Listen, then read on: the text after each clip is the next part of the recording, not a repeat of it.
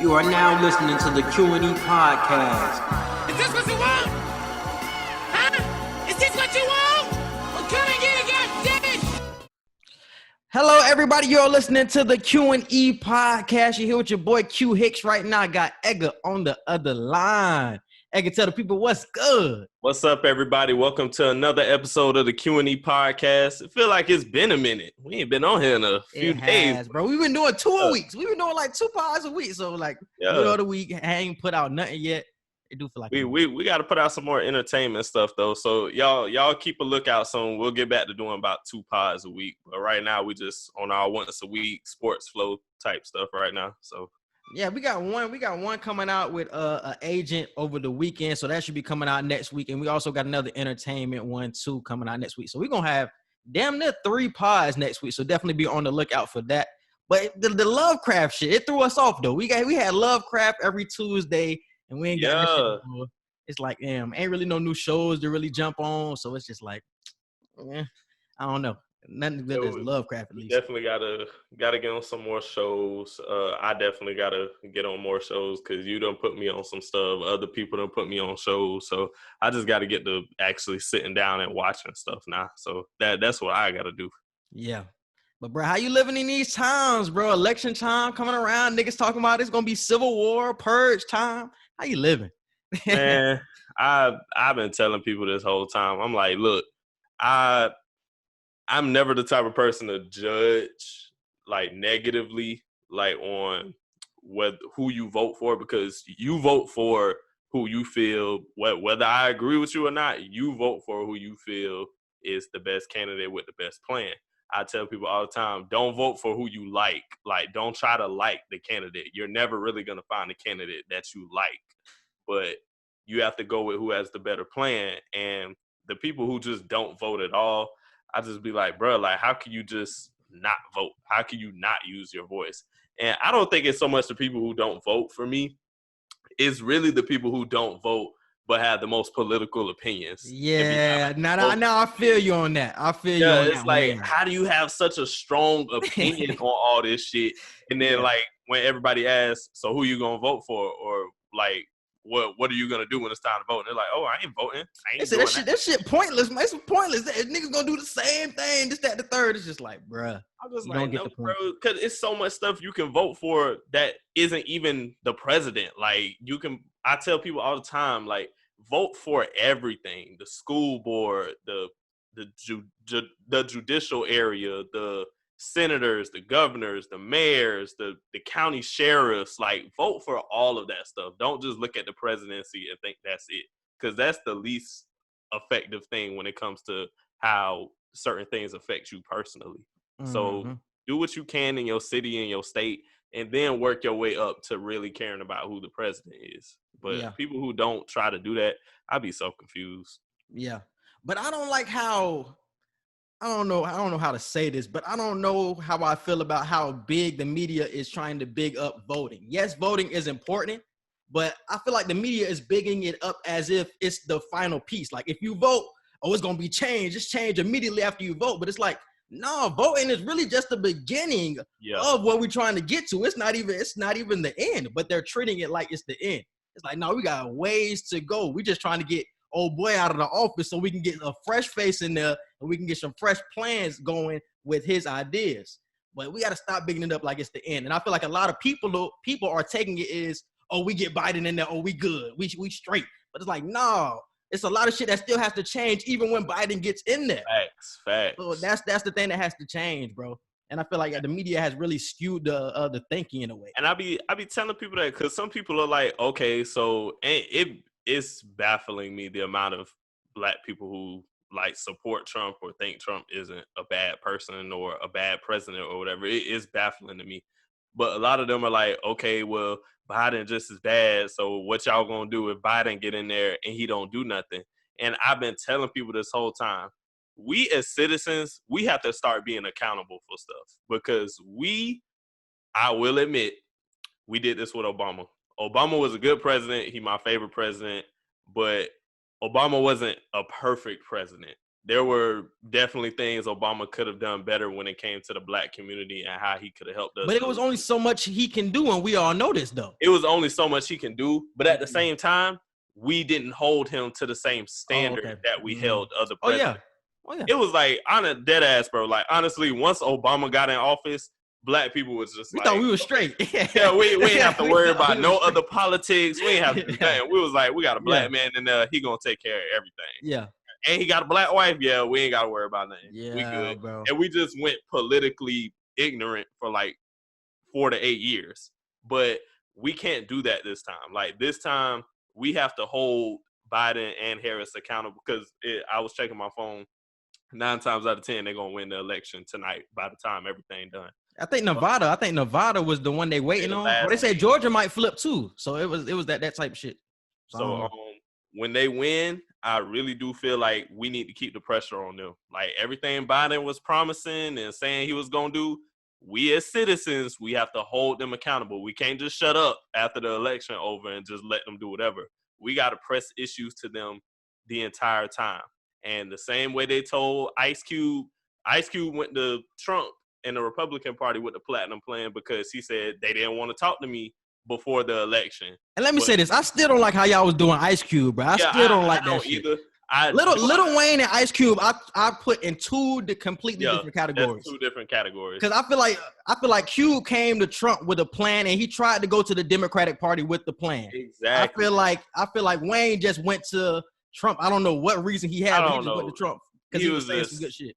He was just a rapper for Trump to say supports him. That's all that. I don't even want to get too deep in it. I was so disappointed because y'all know me. I'm a Wayne head. Mm-hmm. But I've been saying for years, like I've been saying since like 2015, 2016, on a personal level, I probably would never want to meet Wayne like I said I used to. Musically, he gonna always be in my heart musically as one of the best ever. But on a outside the music, outside the entertainment standpoint, I probably would not want to have a conversation with that man. Because he's just so far gone when it comes to racism and police brutality. But with Ice Cube, it was different. Like, he actually had a plan. He was like, hey, this ain't the party I want to talk to, but they the only people that want to talk to me. So let me take this opportunity. So since that party isn't going to win and Biden most likely is, Ice Cube need to present that plan again and be like, okay, now that y'all have one, can y'all talk to me now? And can we get a Democratic platinum plan instead of the Republican one that I was trying to do? Yeah. We have to stay on their ass. We have to stay on Biden and Harris' ass with everything. We can't go politically dumb again for 4 to 8 years. We can't do that. But how much can we hold them accountable when a lot of the shit really not in their hands, bro? Because even when they try to pass a bill, you already know the Republicans going to try to stop it in its tracks and shit like that. You know how I go. Honestly, we had a lot of Democrats win the House this year, win a lot of seats in the House of Representatives and all that stuff. So and in the Senate too, if I'm not mistaken. So we got a good amount of Democrats in there to make noise with certain decisions, as opposed to when Obama was in there, it was like damn near one-sided with a lot of stuff. So I don't really want to hear the excuse of it's not gonna be through Biden, it's gonna be through Congress. We got enough voices in there right now to make some type of noise with certain decisions. But once again, I'll never try to tell nobody who to vote for. Like, you vote for who you feel you should vote for. But anybody who doesn't vote, I encourage y'all to vote, because we see this was the perfect election to really show that your vote matters. Like, the fact that this is going on like a whole day later because these mail-in ballots were that important, because the score was that close. This is the perfect example. I don't ever want to hear people say my vote doesn't matter. I don't want to hear that ever again, because it really is down to the wire right now. Even though it's in Biden's favor, it's closer than we thought it would be. Mm-hmm. Yeah, that's true shit, bro. But how you feel about that? Niggas were talking about the Purge and the Civil War and all that shit. I feel like it's still going to be some shit go down after these results come out. The Purge tweets and posts, that was funny shit to me. I'm not going to lie. But it was real. But I felt it at the same time, because I feel like these Trump people finna go crazy when Biden win or whatever happens. I feel like they're going to do some crazy shit. I mean, they was already kind of going crazy In the Bird, they was going crazy, bro. They was riding down the street, bro. I had the They was doing it here too. Oh, they was doing that here too. One of my coworkers, I was in work, and one of my coworkers came in, and she was late, and she was late because there was like a parade of Trump people in their trucks and all that with their flags and everything, and it's like, it's different from when Obama was running. It really is. I'm like, black people. I ain't finna lie. Black people, we showed out. We showed out so bad when Obama was running, when Obama won. But we didn't do it the way Trump supporters are doing. We didn't do it this way to where white people was fearing for their lives. We was doing it in a rejoiceful, revolutionary type way. These white people doing it like, yeah, we back in charge again. Yeah, that's what I'm saying. The vibe is totally different. The vibe is totally different.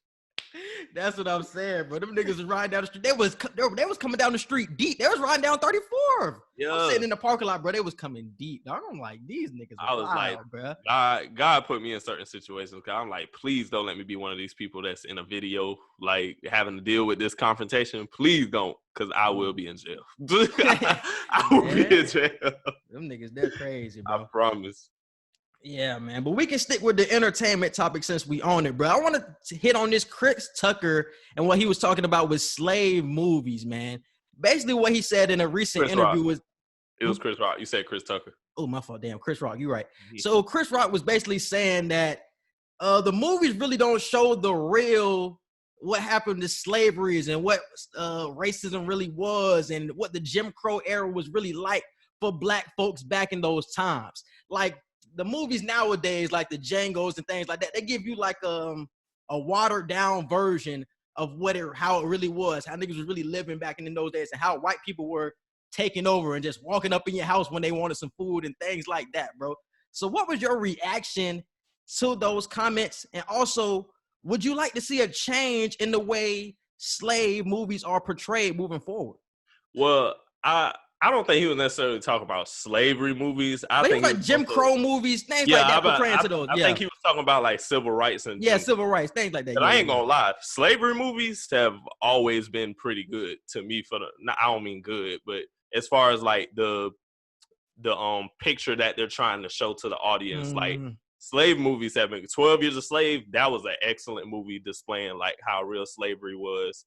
Even Django, as funny as Django was, Django had some like real deal, like the way they was treating his wife and the way they was explaining certain slave situations and all that, and the way they had Django in certain parts of the movie with the Mandingos and all. I was like, yeah, they representing this real well. So slavery movies, but movies like that, they give you some type of comic relief, which really wasn't in those times. Like, nigga, you weren't laughing at your master.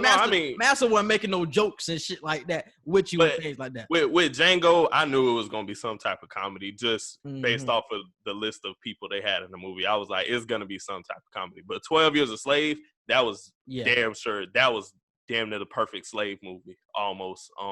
But civil rights movies, I totally agree. Slavery movies, I'm like, it's actually some good slave movies. But civil rights movies, I totally agree. They water those down so much. And like he said, all they really show is the back of the bus and you got to go to the back through the kitchen. And they only show that type of stuff. And when he went through the scenario when he was like, my mother had to go to the vet to get her teeth pulled, she couldn't go to the actual dentist. No, black people in the area they lived in, you had to go to the veterinarian to get your teeth pulled. Yeah. And I'm like, that just still shows how they didn't even look at us as human beings. So anybody of any different race other than white who try to similarize their struggle, their historic struggles to ours, I'm like, no, at least y'all were at least looked at as human beings. We had to go through human rights before we could even go through civil rights. We had to even be considered human beings, like Hispanics, Mexicans, Asians, like Pacific Islanders, whatever you want to be called other than black. Y'all were at least counted as humans. We weren't even humans to a certain extent. So it's like, it's just a different struggle that they don't show.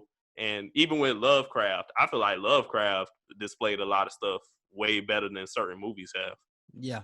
Yeah, bro. That shit was real, bro, because I never really thought about it like that. And that's why white folks really, they don't take it as seriously, I guess I would say, or they don't think of it too deeply, I think.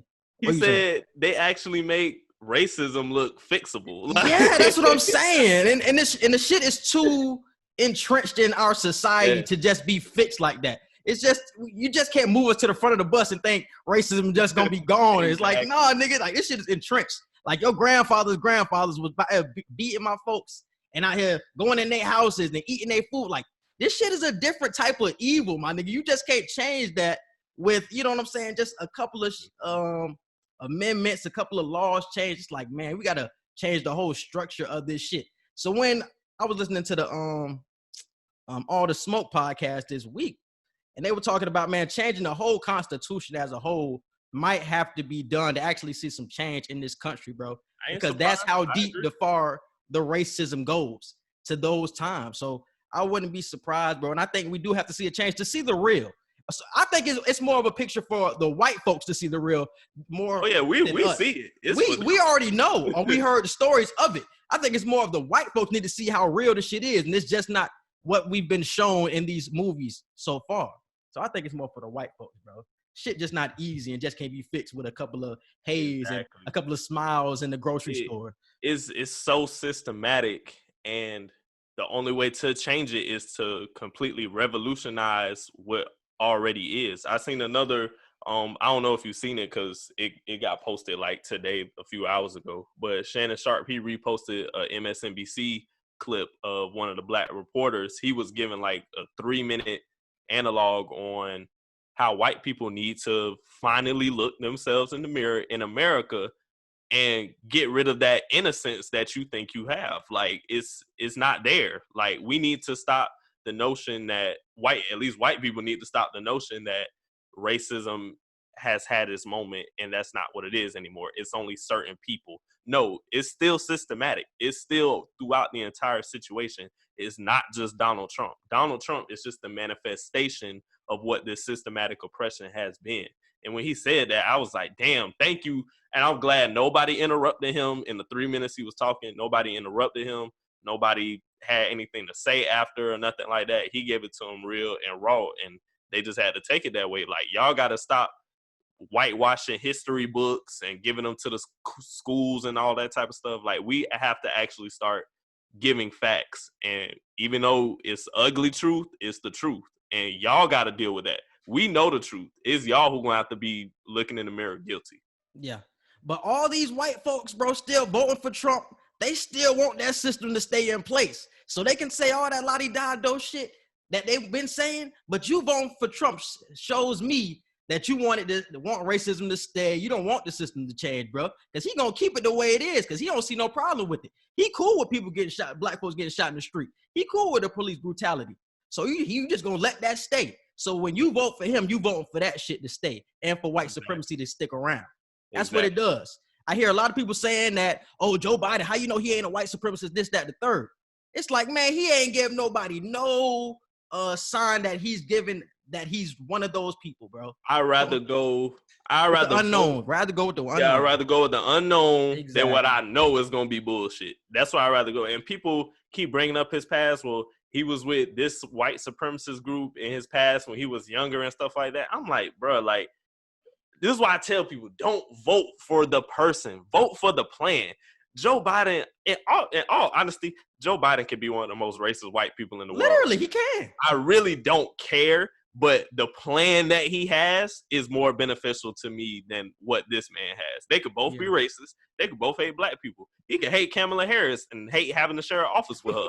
But the plan that he has and the outlook that he has for our communities and what he feels is best for society fits with my idea of what is best with my people in my society. So I'm going with that plan as opposed to the plan who, well, at least he's honestly racist and stuff. I'm like, what? Like, that doesn't make sense. That doesn't make sense at all. People be blowing me.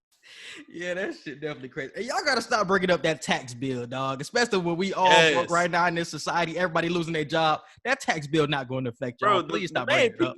The main people who defending that tax stuff are people who don't even. If you don't make over $400,000 a year, I don't want to hear you complain about taxes being raised. I don't want to hear nothing about that at all whatsoever. And if you do make over that much money, you should be taxed. Like, yeah, you should be taxed. Like, you'll be okay.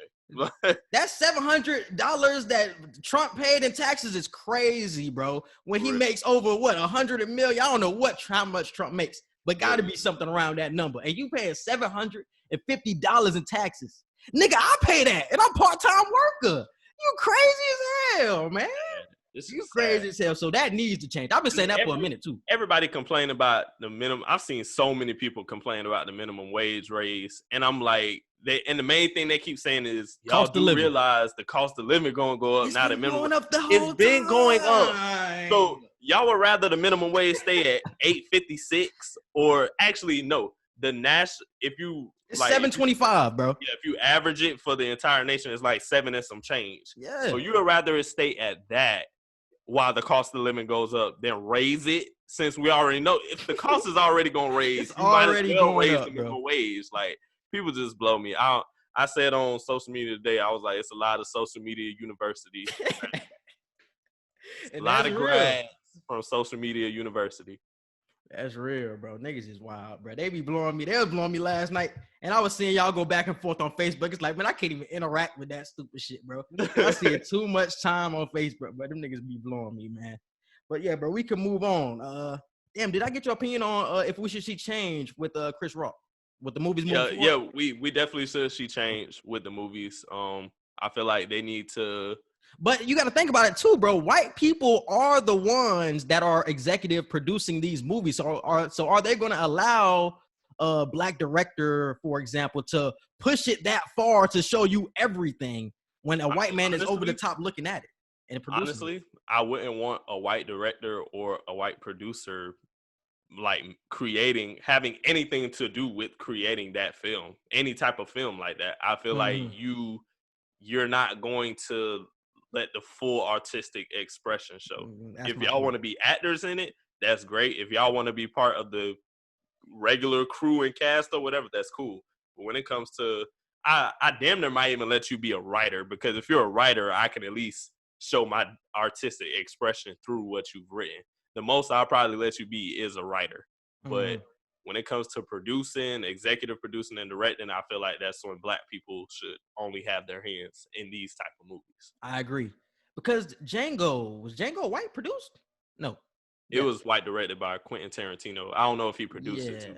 But yeah. I mean, Quentin Tarantino is a great director. Don't get me wrong. He got a lot of great movies, but he did good with Django. I'm not gonna take nothing away from Django. I just didn't expect the movie to be as funny as it was. And I feel like that might be a downfall to the movie years from now, because it's like, I honestly don't think they meant for that movie to be as funny as it was. Like, it's damn near to, bro. Damn near a comedy. They had to. Django is damn near a comedy. That's what I'm saying. They had to, bro. You got Samuel L. Jackson and Jamie Foxx in the same movie. You knew some laughs was gonna come. It was gonna be some type of laugh. Yeah. It was gonna be some type. The way that nigga say motherfucker, something was gonna happen in that movie where you like, yeah, I had to laugh at this shit. And he was playing the head house nigga too. I was like, yeah, this gonna be too funny. This gonna be way too funny. Oh man. But yeah, that's it for entertainment, bro. We can move on to sports. All right, bro. Let's dive in with this NFL week 7. Was it week 7? Week 8? Damn near week 8. Let me check. This was week 8, I think. This was week 8. Let me check. You can go ahead while I check. Yeah, bro. But the Steelers versus Ravens game, bro. Probably the best game of the week. It was a whole lot of back and forth with this game. I definitely watched the whole thing, bro. But the biggest takeaway a lot of people had was Lamar Jackson, bro. They saying Lamar Jackson, MVP of last season. Is he the same player? Have defenses figured him out, bro? How you feeling?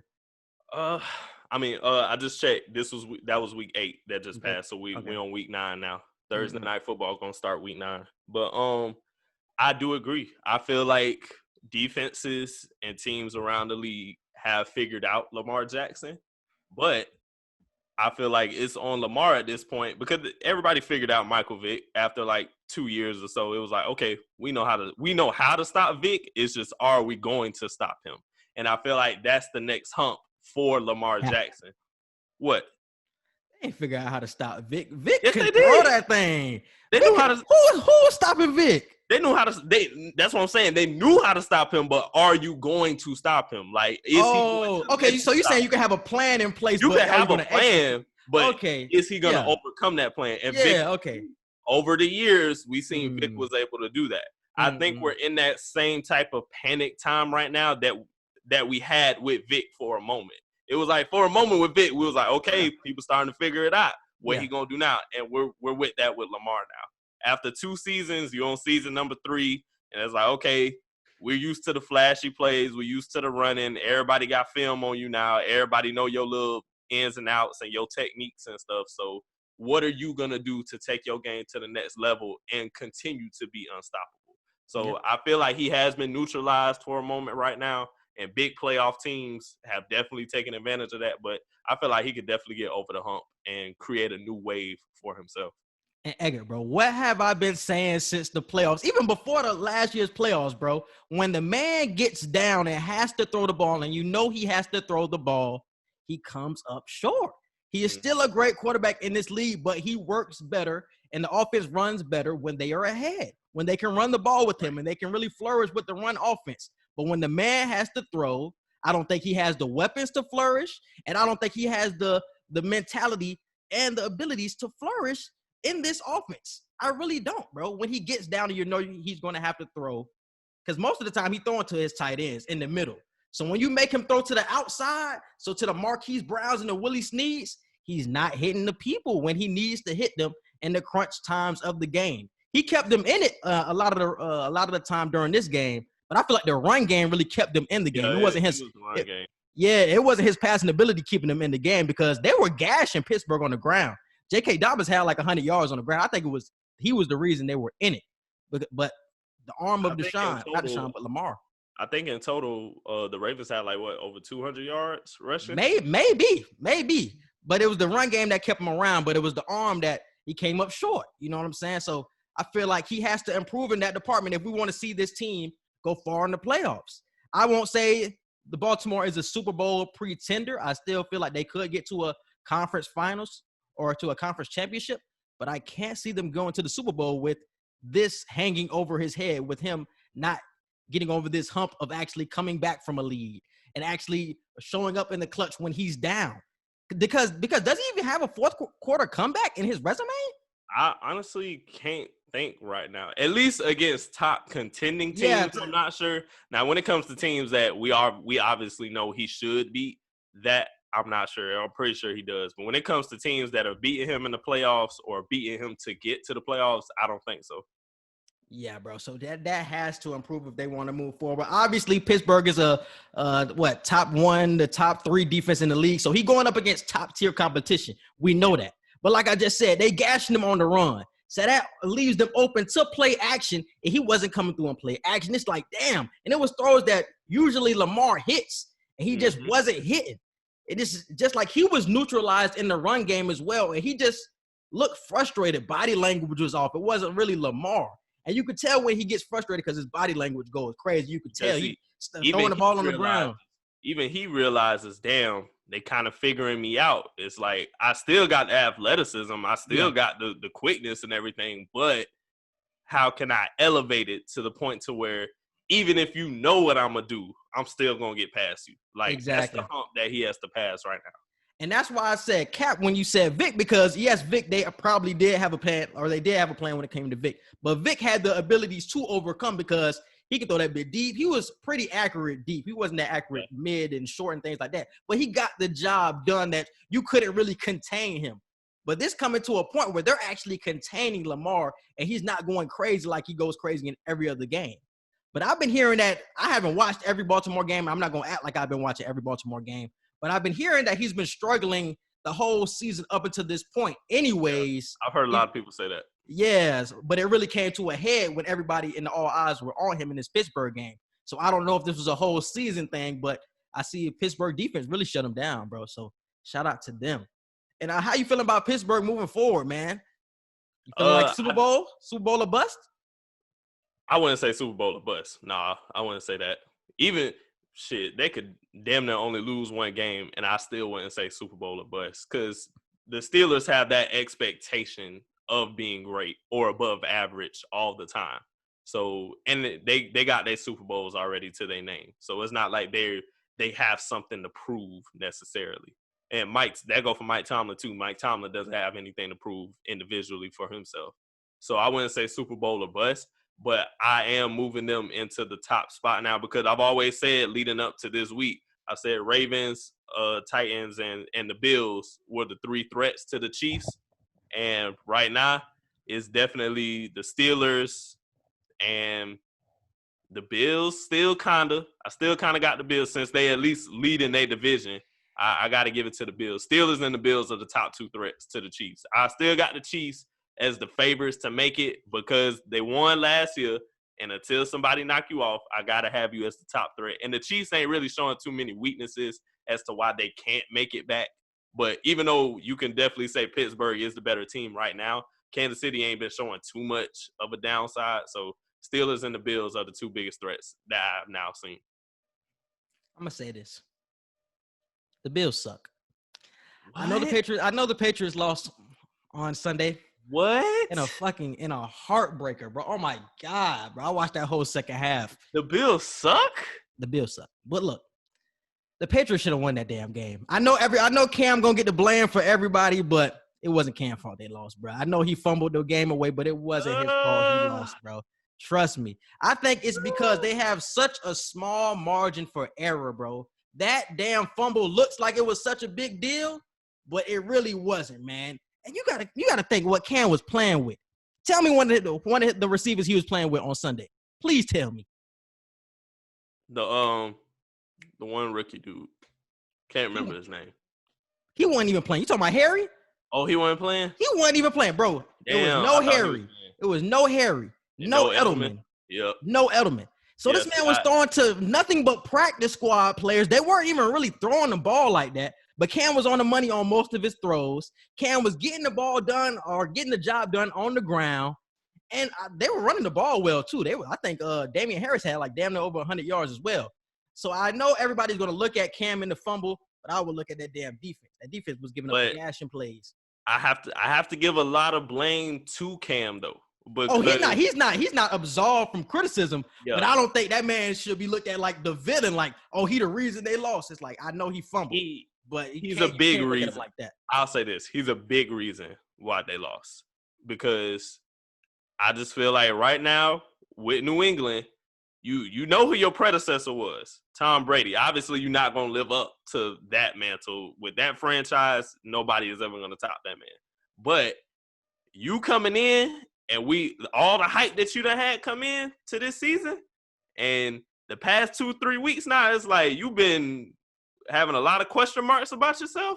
You can't do that. If you Cam Newton, you can't do it. And you made a rookie mistake with that fumble. Oh, yeah. Like you can't run on the outside and as a right-handed quarterback still keep the ball on your right hand. You have to manage to switch the ball to the other hand that you're on the side of the field with.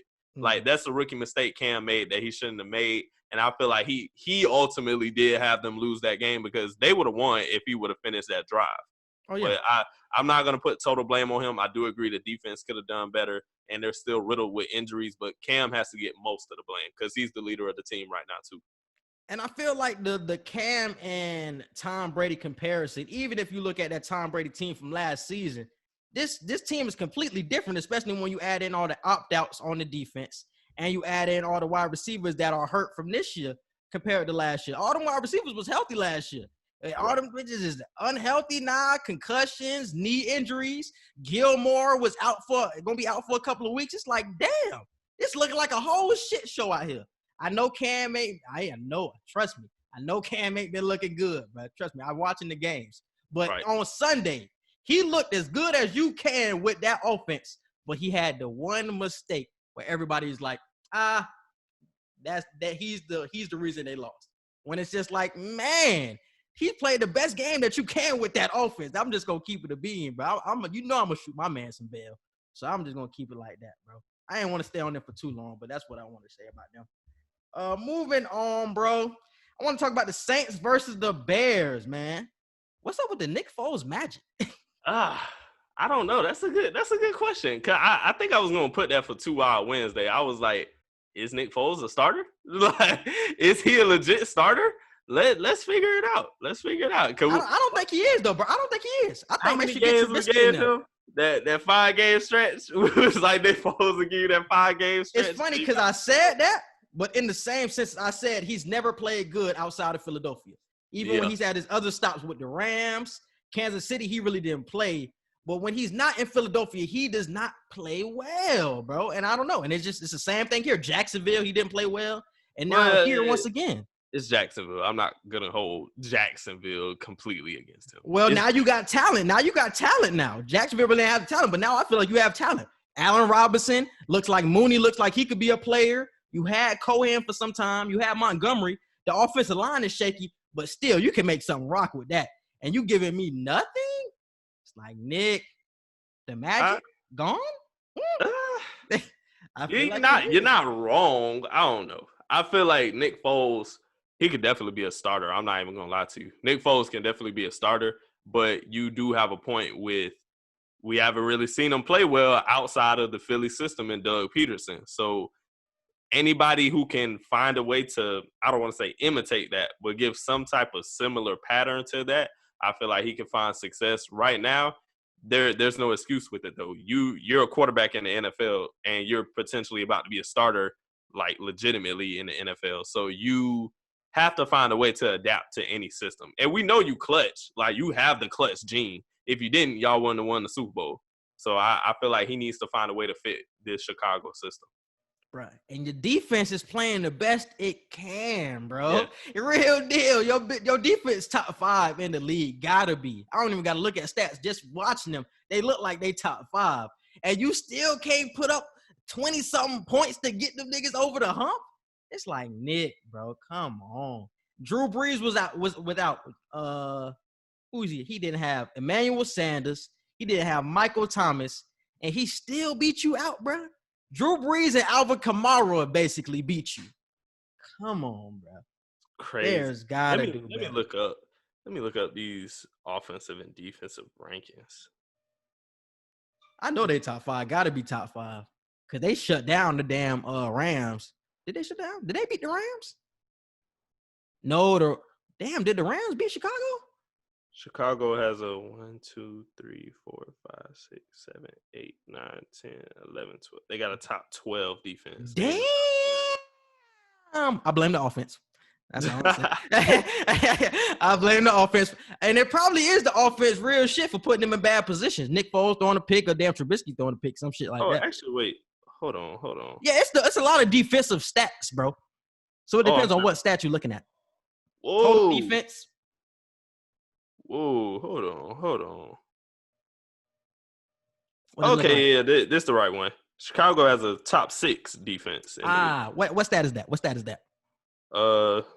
It's their defensive overall efficiency rating. That's what you should be looking at. Yep. So top 6. So yeah, I was on the money. So yeah, bro. So something along those lines. Yeah. And I feel like the offense puts them in bad positions. Since we own the subject, the top 10 defenses in the league are Tampa at number 1, Pittsburgh number 2, Indianapolis 3, Washington 4, Baltimore 5, Chicago 6, Denver 7, New Orleans 8, Rams 9, and Arizona is 10. Arizona 10, huh? Those are the top 10 defenses. Yikes, I did not know that. Top 10, yikes. Okay. I see you, Arizona. That's why I like Arizona, bro. I think Arizona can make a cool run in this playoffs, man. And I don't mean win one game. I mean, like, they can get to the conference championship type shit. That's the type of confidence I'm starting to get. Yeah, that's the type of confidence I'm starting to get in Arizona right now, man. They have the offensive weapons. Honestly, I think Arizona should go with Chase Edmonds instead of Kenyon Drake at running back. I think that's their best bet. I think Edmonds, every time on the field, feel like he's making an explosive play. I think he should be on the field way more. And I think if they make that change, they're off and running. If they defense top 10 defensive rating, I can see them making a run. A real run in this playoffs, bro. Shout out to Tampa, though. I didn't know we was number 1. I figured we had like a top 4, top 5, but I didn't know we was top-ranked defense. I didn't know y'all was number 1. I thought the Steelers would be number 1. Well, they just made this list yesterday. They just completed the list after Monday Night Football. So after this week 8, we moved to number 1. Actually, we was number 1 last week too, I think. Yeah. I wouldn't be surprised, though. I wouldn't be surprised. But how you feeling about the Saints right now, bro? Like I just said, they didn't have Sanders. They didn't have Thomas. And they've been winning games under the radar while without those two key pieces on offense. Like you just said, the defense is playing top 10 level right now. I don't want to say this because they always fold during the playoffs. But do you think these boys are Super Bowl contenders, bro? It's the Saints, so I'll always say yeah. They always have a chance to get there. It's just like you said, are they gonna fold or are they gonna actually not shoot themselves in the foot and get there? So I feel like that's where the difference maker is. They usually plus I ain't gonna lie, there's been situations where the officiating has kept them from getting where they want to be. So we can't ignore the past 2-3 years where they've had one play define whether they moved on to the next. That was 1 year though, was it not?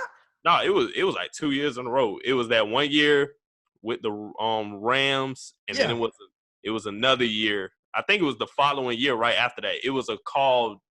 It wasn't similar to that, but it was still kind of like a pass interference type situation. So I know what you're talking about, bro. You talking about that push off them niggas was talking about? It was still, that was not a flag. No, I ain't saying it was, whether it was or wasn't. I'm just saying it came down to officiating that kept them from moving on. I'm like, damn. But what about the Minnesota Miracle, though? That was nobody's fault, but it happened against the Saints. Yeah, that was just their fault. That was just – they folded on that. They folded on that, and then the 2 years after that, it was like y'all just lost to officiating at that point. And then also to the officiating point, right? Everybody forgets – or Saints fans forget that they went to overtime during that game. So even with that penalty, y'all got screwed, okay. But even in that game, y'all had a chance to still win. But what did Drew Brees do? He fumbled in overtime.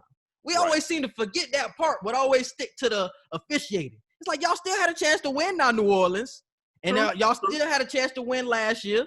Y'all want to call that bullshit pass interference. That was not pass interference. Let it go. So y'all think y'all be getting screwed, but still got chances to win. It's like y'all got to look yourself in the mirror at one point. It's like, okay, y'all got screwed one time. But the other times, it's y'all fault. I tell people sometimes, it's like, look, basketball, you could definitely say one play decides an entire – or one call decides an entire game because basketball is constant scoring. It's neck and neck most of the time if it's a competitive game. With football, you can never really say it's down to one. You can rarely say that. There are very few games where you can say people try to do that, bro. But you can look at other plays and be like, "Nah, y'all fucked up right here. Y'all messed up that whole drive." Or like, it's so many different things that factor into football that don't factor into basketball, and that's why I'm like, no, I can't always say that it came down to one play with football because not everybody. Football, it can't just be a one person dominates type situation. Like, no matter how great Patrick Mahomes is, somebody got to catch the ball. Like, he has to depend on other people. With basketball, shit, Jamal Murray ain't got to depend on nobody. He can score the last 15 points of the quarter if he wants. He ain't got to depend on nobody. But with football, no matter what position you play, you're depending on the other 10 players on the field. Yeah, bro. That's some real shit, but man, Saints fans get on my nerve with that shit. They try to bring up everything, but always seem to forget the overtime. That shit be crazy, bro. Always crazy. But do I feel like the Saints are contenders? I'm going to say no. Even though Michael Thomas hasn't played since week 1, y'all haven't had y'all full offense, it's the Saints. It's starting to feel like the Browns shit. It's just like y'all going to end up folding somehow. I don't know how. Y'all going to get to the playoffs, and y'all might win a game. But when y'all need to win, where you think you're probably going to win, y'all going to fold somehow. Yeah. It's just the same. Either y'all going to fold or the football guys just say, nope, here's an officiating. Yeah, something is going to happen, bro, where I just can't say they're contenders. Because I just know y'all. I know y'all team already, bro. So I ain't even going to fall into that trap. And the last game I wanted to talk about, bro, is the Vikings versus the Packers. I didn't even watch that game. I did not watch that. I didn't watch the game either, but I watched the highlights. I thought the game was going to be a blowout. No bullshit. I did too. I thought Green Bay was just going to fly through this shit. I'm like, Green Bay, Minnesota. I was like, Dalvin Cook could probably get like 110, but they're still going to lose. No, this man was eating. He had 4 touchdowns on the first 4 drives, bro. That's why I'm like, what? Man was going crazy. But how are you feeling about the Packers right now, man? The trade deadline just passed yesterday on November 3rd. Everybody was clamoring for them to trade for a wide receiver because last game against Minnesota, they couldn't get anything happening on offense. And then it was like they could also get a linebacker as well because the defense was getting shattered by Dalvin Cook. So it's like y'all could have picked up a piece on either side of the ball. It really didn't matter, but y'all made no trades. So what is your take on the Green Bay right now? How are you feeling moving forward? Do you have confidence in them? I got confidence because I still trust A-Rod at the end of the day. You got A-Rod and Devontae Adams, and you got Aaron right behind them running the football. So I trust that offense still with those three guys right there. You got Aaron, and Devontae. So I trust A-Rod to get the job done somehow, some way. He's still that bad man. And I feel like he can pull through. He's kind of like Russell Wilson. Like, he doesn't run as much, but he can put the team on his shoulders and somehow, some way carry them through the fight and get a win. So I don't feel like they don't have a chance to make the Super Bowl. If they make the Super Bowl, they damn sure going to lose. But I still see them as a top 3 NFC team to make it. I don't know if I believe that anymore, though, bro. I don't think he has that Russell Wilson ability where he can pull you out of just anything. Yes, he still has the ability, but you got to think the wide receivers Russell Wilson has now. He has Lockett, Metcalf, David Moore type shit, who Lockett's such an underrated receiver who's been coming through for years for him. Yeah. So it's just like Russell Wilson has a different brand of offense. When you look at Aaron Rodgers, it's like, yeah, he can extend time in the pocket, do all that crazy shit. But are the wide receivers going to get open for him? And it looks like other than Devontae Adams, it's crazy. Got Valdez too. But they said Valdez ain't been stepping up. They said Valdez was supposed to be the one to step up into that number 2 role, bro. And he ain't coming up to that level. I feel like when it get down to the get down, I feel like Valdez can. Plus, hometown hero, I gotta support him regardless. I feel like he can do it. Mm-hmm. But they said Allen Lazard was really the person who was stepping up for this Green Bay offense, and he hasn't been playing because he got injured. I think he had a core injury, some type of shit like that, an abdomen injury, something along those lines. So he's on IR, but he was somebody who was stepping up and was looking like he could be like the number 2 receiver besides Devontae Adams. And with him on IR, it's like the offense been real stagnant since he left. So I don't know how they're gonna do moving forward. And that's what I wanted to talk about. The trade deadline, they could have got Will Fuller yesterday from Houston, but it was like it was a disconnect in the Packers organization on if they should pick him up or not, bro. It was like, do we want to pick him up? But he has a short-term deal. He's gonna be a free agent at the end of the year. Do we want to pick him up and trade a second-round pick for him? And they ended up dropping the ball and not trading it, bro. So what would you have done? I probably wouldn't. I would have did the same thing. I probably wouldn't have went after Will Fuller. What?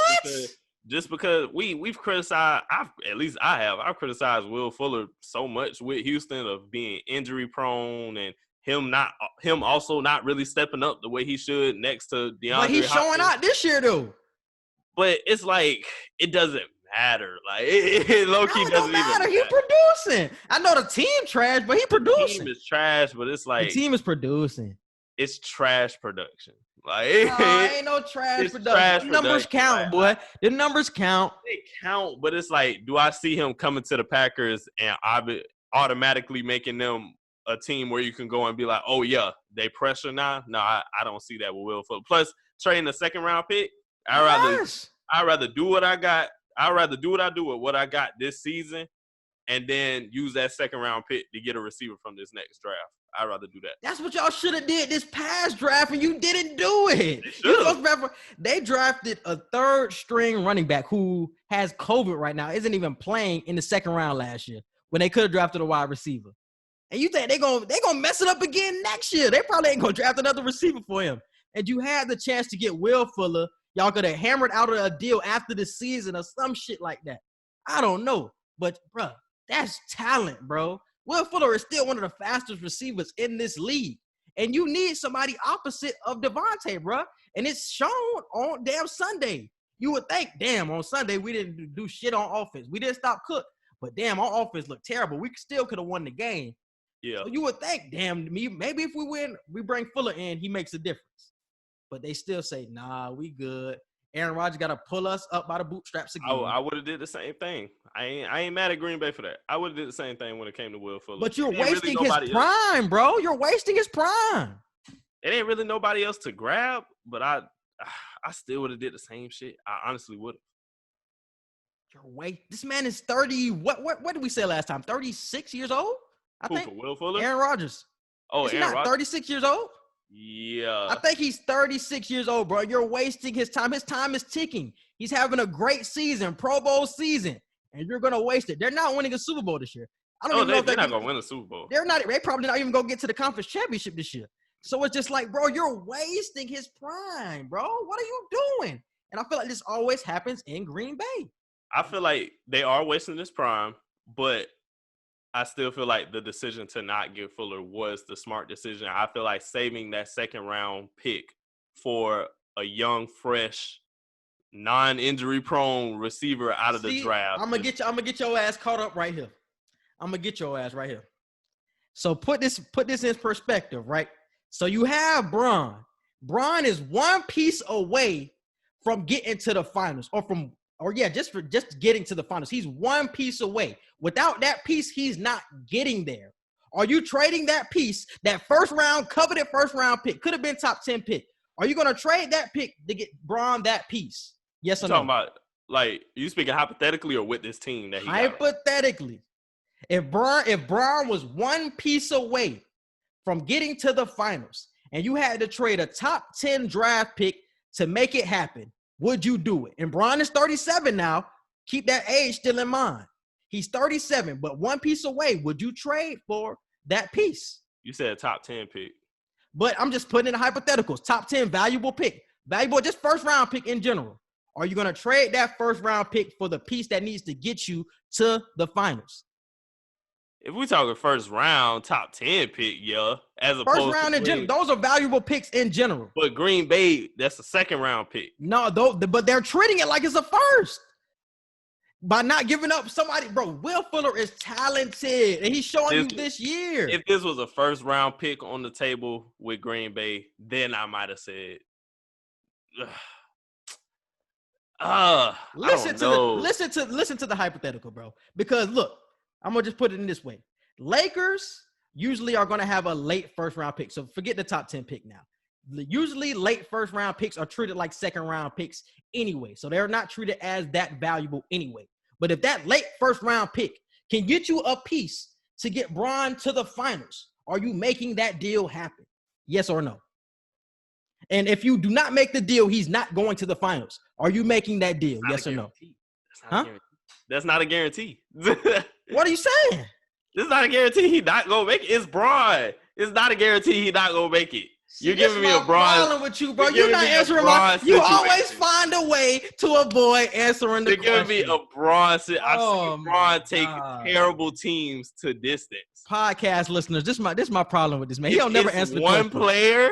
I don't think one player gonna stop. Please put this in the. Please put your answer in the comments, bro. Please put your answer. One player has never stopped Braun from getting. Hypothetically, we're putting it in hypotheticals. But you're automatically assuming he's not gonna get there if he doesn't get the player. When it's answer LeBron, the damn question. When history has shown. Answer the question, bro. Answer the question. No, you're giving me a question that you. I'm giving you a hypothetical. I'm not saying anything else. I'm giving you a hypothetical. If you had to trade a first rounder to get Braun a piece to get to the NBA Finals. So if you had to trade a first round piece, who was key for the Lakers? Fucking Rondo. You had to trade a first round piece to get Rondo on your team, who was key in the NBA Finals and key to getting you there. Are you making that deal? Because without him, you're not getting there. Yes or no? Yeah. Okay. So you should feel that way about the Will Fuller deal as well. That's not the same situation. Yes, it is. Because I feel like you're more in position to win a Super Bowl if you get a Will Fuller on your team. Hell no. I feel like you are. You looking at them over Tampa Bay, over Seattle? I feel like you can compete with them. You can't compete with them right now. Right now, you cannot compete with that team right now. You're telling me adding Will Fuller to the Green Bay Packers. You are competing. Then that's when I can have the conversation with you about, that Russell Wilson ability. That's when I can talk to you about the Russell Wilson ability. I'm still looking at the Green Bay Packers as like the third best option, even if Will Fuller gets at it. I'm looking at them as like the third best option in the NFC.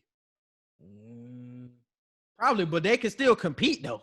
They still going to compete with them. And that's what, once again, what you just said about Aaron Rodgers and the magic of Aaron Rodgers. I said it was a wide receiver issue.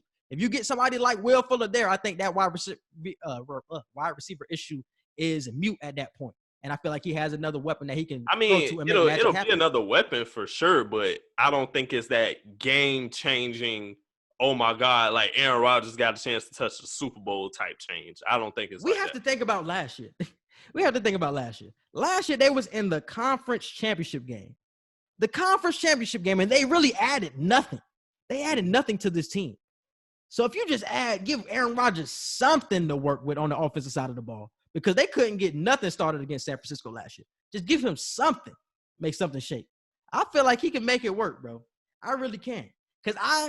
Because in none of these defenses, bro, even in Tampa Bay, and we see it on Monday night, they're not invincible. And I feel like somebody as magical as Aaron Rodgers and Russell Wilson, they can make some shit shake against a defense like a Tampa Bay who has holes. They were getting up shit to the Giants on Monday night.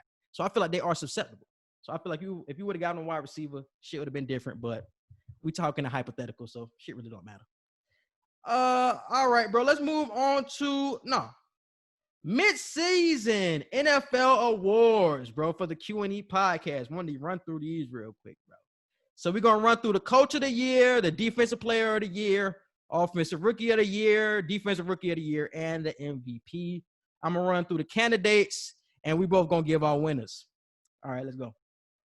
First off, Coach of the Year. The candidates are Mike Tomlin, Brian Flores from the Dolphins, Cliff Kingsbury from Arizona, and Andy Reid from Kansas City. Who was the winner? Out of those, I say Mike Tomlin. Mike Tomlin, easy. This should be a runaway, even if they don't go to undefeated and no shit like that. Yeah. That's the runaway for Coach of the Year. I definitely agree. Moving on. Even though I gave the prediction for John Gruden. I gave the prediction. I said somebody else earlier in the year. We're going to have to do a wrong turn, right turn one of these days, but we talk about all our wrong shit. Out of those nominations you gave, I'm going to say Mike Tomlin. But my prediction was definitely for John Gruden. This was the odds. I was going off odds, and John Gruden was nowhere close. So I forgot who I said we won Coach of the Year earlier this year. I don't know who it was, but they damn sure went on the list. All right, Defensive Player of the Year. I got Aaron Donald, Myles Garrett, Khalil Mack, and T.J. Watt. Who was the Defensive Player of the Year? I'll say Myles Garrett right now. Myles Garrett. Oh, looking at stats. I was looking at stats earlier today. Aaron Donald and Myles Garrett, I think they're both have 9 sacks right now. T.J. Watt has like 6.5. So I'm going to rock out with Aaron Donald just off his impact alone, bro, and the amount of forced fumbles he had. I want to say he had like 2 forced fumbles as well. And I think they look at that sack stat way more than anything else on your – I feel like Myles Garrett's sack stat is way more impressive than Aaron Donald's just because I think we've taken it for granted, though. I think we're taking Aaron Donald for granted, but he's still doing it. No, we're not. I don't feel like we're taking it for granted. I just feel like as a linebacker, for you to have the same amount of sacks as a D lineman, that's crazy to me. Garrett did. I mean, what you call it? Damn, who I'm thinking of? You talking about what? Yeah, Watt a DN too. Who was I thinking of? Mac? I don't know who I was thinking of. Khalil Mack. That's who I was thinking of. Yeah, Mac don't have the same amount of sacks. I'm tripping. I'm thinking of Khalil Mack when I'm thinking of what Myles Garrett numbers. But yeah, so Garrett and Donald tied at 9. I feel like Myles Garrett is just a bit more impressive based off of the offenses he's playing in his division as opposed to Aaron Donald's. So you got to go up against Seattle. Hold on now. You got to go up against Seattle O-line. Hold on now. You got Arizona, Seattle, or who else in that division? San Fran? I'm thinking that's some tough comp. I'm thinking of their O-lines. I ain't thinking of the team as a whole. I'm thinking of their O-lines. Arizona probably got the only competitive O-line in that division. I don't know, bro. I don't know. But I like the way I've been seeing out of Donald. I've been seeing more of Donald, so I'm gonna ride with Donald though. I love what I'm seeing from both of them, but I feel more impressed with Myles Garrett. Yeah, and I feel like it's neck and neck with both of them as well. Because like you said, it's more impressive with Garrett because he's doing it in Cleveland, and their defense has been real impressive. And even through the struggles of Baker Mayfield, they still been holding it down on that side of the ball, mostly because of him. So I'm gonna give him a lot of credit for that. But I feel like Donald is really keeping that defense for the Rams alive because that offense is just a shit show. It looks good one day and then it looks trash another day. Right. You see they just flopped against the Dolphins. Like, them niggas got killed by the Dolphins on offense. So exactly. It's a shit show. So, yeah. All right, Offensive Rookie of the Year. It's really between Herbert and Burrow. I'm going with Herbert. This was a tough one for me, bro.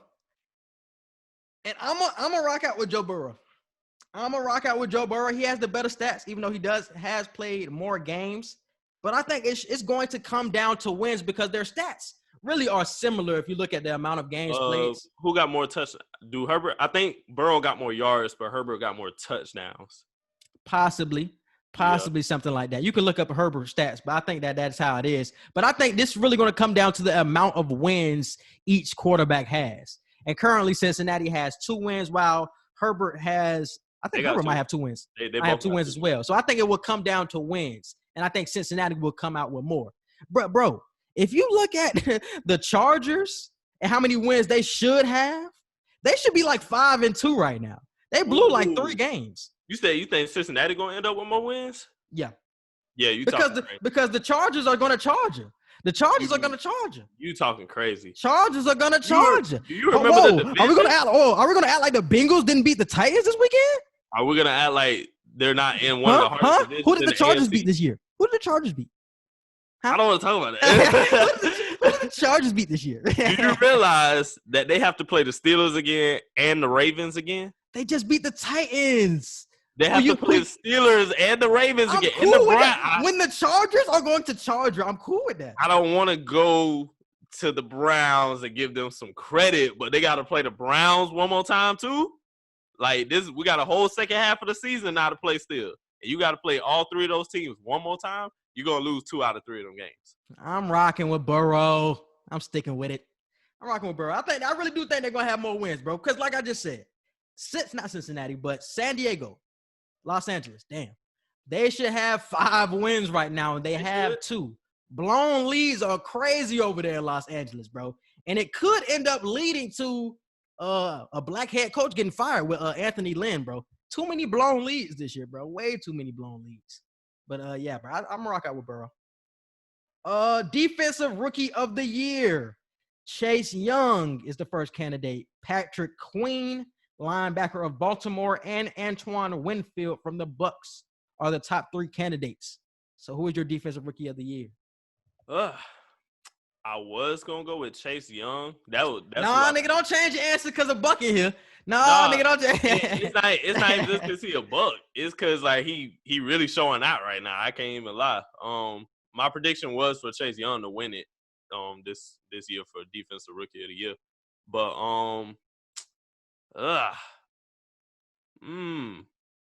do I want to stick with it? I'm going to have to go with Whitfield. I ain't even going to lie to you. I'm going to have to go with him. Because I feel like Devin White was cheated out of the Pro Bowl last season. And I feel like we need a Buccaneer to avenge that. So I'm going to go with Winfield getting that Defensive Rookie of the Year. I feel like most people don't even know who Winfield is, really, bro. If you don't watch the Bucs like that, you don't really know who he is. But I'm going to rock out with Chase Young, bro. I've been rocking with Chase Young this whole year. Stats, he has 2.5 sacks, 1 forced fumble, and 19 total tackles. Solid. Nothing crazy, but solid. And I think Chase Young is the most popular pick as well. And I feel like media members are going to get drawn to that. He the most popular. That's part of the reason why I predicted him to win it. Plus, I don't know why. I just really felt like Washington was going to have a solid year where they would have been like the 2nd or 3rd best team in the division. They are. They are, but it's not. That division is a joke. Nah. Keep it a bean. They did what you expected. No. They did what you expected. Not record-wise. I mean placement wise, but not record wise. Like, yeah, that's what I'm saying. That's what I'm saying. I expected the Cowboys to have like 5 or 6 wins by now. I expected the Eagles and the Redskins to both have like 5 wins by now. Like, whoa, it's week 8, my boy. Still, that's what I'm saying. I expected a lot of competition. I expected that whole division to be competitive, and it's not. Who you got winning the NFC East? I got the Skins. I'm rocking with the Skins. Hard ass question to ask. And I predicted the Skins in week 1. Don't forget that. And they gonna get that too. They gonna get that. Probably gonna win it. Eagles. Most likely they're gonna win it. The Eagles should win it. I'm gonna keep it a B, and they should win it. But the way Carson Wentz playing, it's just like, bro, I'm gonna just chalk it up. Try to get Ron Rivera in there. But I do want to give a shout out to Patrick Queen as well. Dude has been playing tremendous for this Baltimore defense. They really didn't have any linebackers last year, but they drafted him in the first round this year, and he has been a huge help for this defense. So I do want to give him huge credit. I would probably have him second behind Chase Young for defense rookie of the year. So I would have him second, but he's been playing great for that defense.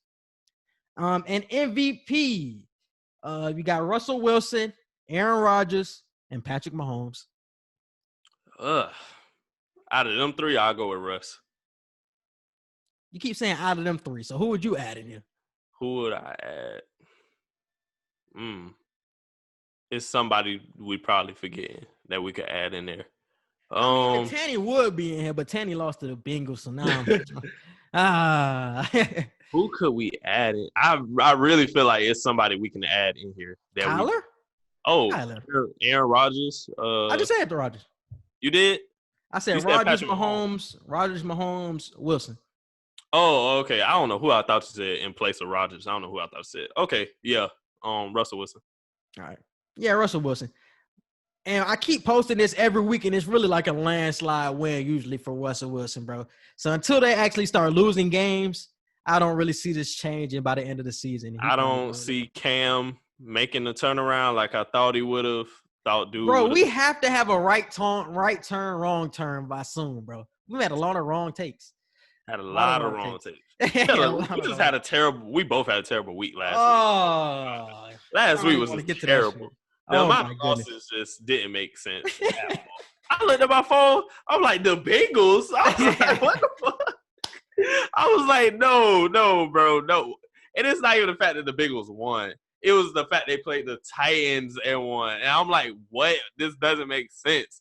And then I think the Browns won, and I didn't pick the Browns. Who else won? The Vikings. Nobody expected that shit. Yeah. It was a lot of upsets. It was a lot of bullshit. It's funny because, last week, I had a lot of upsets last week. So if I would have had that same mentality this week, I would have been straight, bro. I was damn near perfect the week before last. 2 weeks ago, I was damn near perfect. And this last week, I took a whole plummet. Hey, but I will say this, though. I got my lead back. I got my lead back. That's all I got to say. One game lead. One game. I got my lead back. So we're going to dive into that a little later. Let's dive into 2 Wild Wednesday. Yes, sir. Trademarked by us. Don't let nobody else steal it. If y'all ever hit 2 Wild Wednesday anywhere else, it's not theirs. It's ours. And that junk, I was about to tweet it on my profile, and that shit popped up like damn near instantly when I typed it. Yeah, it did with me too. I was like, we're trending. We're trending. Yeah, I'm seeing that. I'm starting to see that. It's a reoccurring theme. All right, bro. Where's my first one? Let me see. All right, so the first one was, the Steelers will go undefeated. Too wild or not too wild? It's not too wild. I definitely see where they could lose since I've looked at the rest of their schedule for these last 8 games. I see where they could lose, but do I think they'll lose? Probably not. It's not too crazy to think that. Exactly. I think the only real threat will be Baltimore on their schedule, but their schedule real easy. I want to pull it up real quick because I was looking earlier today, and it was just like – the next 3 games for sure is cake. Yeah, bro. Like, their games aren't hard coming up, man. They're going to win their next 5. Look. They got the Cowboys, the Bengals, the Jags. Then they got the Ravens. That's the only game I'm really worried about. Yeah, so I was right. They next 3 games was cakewalks. Then you got the Bills. I think that's a dub. Got the Bengals again. You got the Colts. That's probably going to be another tough game. And then you got the Bills. They'll. I wouldn't be surprised they beat the Bills, but I feel like the Bills will be comp, but they can win. The who you just said, the Colts, that'll be comp, but they can win that. So those are two competitive games after the Ravens that I feel where they could still lose possibly. So they have 8 games left, and it's only really 3 games where you're really worried about a loss. So it's like, I'm taking my odds. I think, and it really comes down to, do you want to go through the mental triumph and the mental strain, I guess, because it does wear a lot on you when you're going undefeated. The questions will come. A lot of media pressure will come with trying to go undefeated.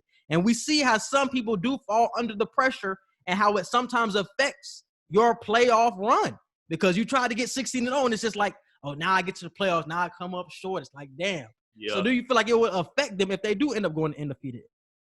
I don't feel like it will. I honestly feel like you should try to go undefeated, just because you should treat every game like you want to win every game.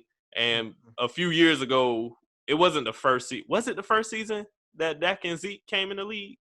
And they went like 14-2. Oh, yeah, 13-3. Yeah. 13-3.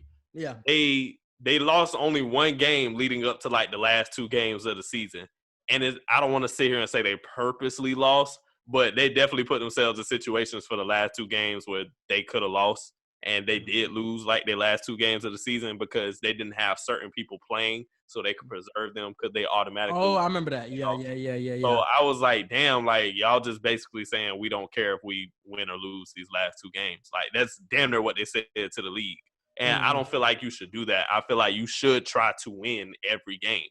But I feel like that's a different situation. I feel like if they were 14-0, it would have been a different situation. But since they already lost the game, it's just like, we got this division locked up. We're probably going to get a bye. We could take a couple of games off. Yeah, so that's where the difference is. That I was trying to think of where a difference could be. That's where the difference probably was. We already aren't undefeated, so there's no point in trying to act like we're undefeated. But with the Steelers, the pressure will be there. I don't feel like they'll fold under that pressure, though. I trust the Steelers to stay strong with that. If they can go undefeated for the regular season, I honestly don't see them losing, going all the way to the Super Bowl. I don't see them losing. Whoa. If they can finish the regular season undefeated, they're going to get to the Super Bowl and damn near might win. And they'll probably – actually, no, I can't say they'll be the first to do that since the Dolphins, because when the Dolphins did it, there was no preseason this year, though. So will that count? What? Because the Dolphins are the only team – the Dan Marino Dolphins team is the only team to go undefeated in the preseason and undefeated in the preseason. No, but I'm just saying, though, like that – in the record books, that counts. Like, there's no asterisk that says that doesn't count. That counts. They went undefeated for the preseason. They don't count that. They don't count preseason. I'm just saying, though. They always say 19-0. Yeah, that's true. But still, though, they always bring up the fact that they went undefeated in the preseason, too. So it's like it's still going to be brought up. But the fact that there was no preseason, I won't hold that against the Steelers. So I agree, like 19-0 or 20-0 if you count Super Bowl or whatever. So yeah, I'm definitely seeing that. I can see it, man. I really can. That shit don't. And that was 74% too wild. And this one had the most votes too. Moving on. Justin Herbert should have been the #1 overall pick. Too wild or not too wild? Ooh, did I even see that one? What time you put that one? I put them things all in the thread, but them things is all in the thread. Whoa, I ain't Easy see access. that. Look at that boy. That boy didn't even see him. That one I ain't see. I was gonna say, what the hell? Yeah, I put him all in the thread. You say he should have been the #1 overall pick though? Yeah. Nah, I probably still would have. Like, we didn't get to see as much excitement with Herbert as we did with Joe Burrow. Plus, they were undefeated and won a national championship. So it was like, why not pick that quarterback as opposed to Herbert? Even though I got all the hype for Herbert saying he was the most slept-on quarterback, Joe Burrow should have gone #1, and he did. Yeah. But don't put him in the thread this time, because how many more you put in the thread? Because I ain't see that. I put like 10 in the thread, bro. Hell no. You didn't see none of this? only keep going. I'll tell you what I did and didn't see because I ain't checked that thread. I promise I didn't. That's why I did it because it's easy access. You see them things right there at the bottom. See, nah, I only seen like the 5 or 6 that you put before I put mine, like 5 or 6 or whatever.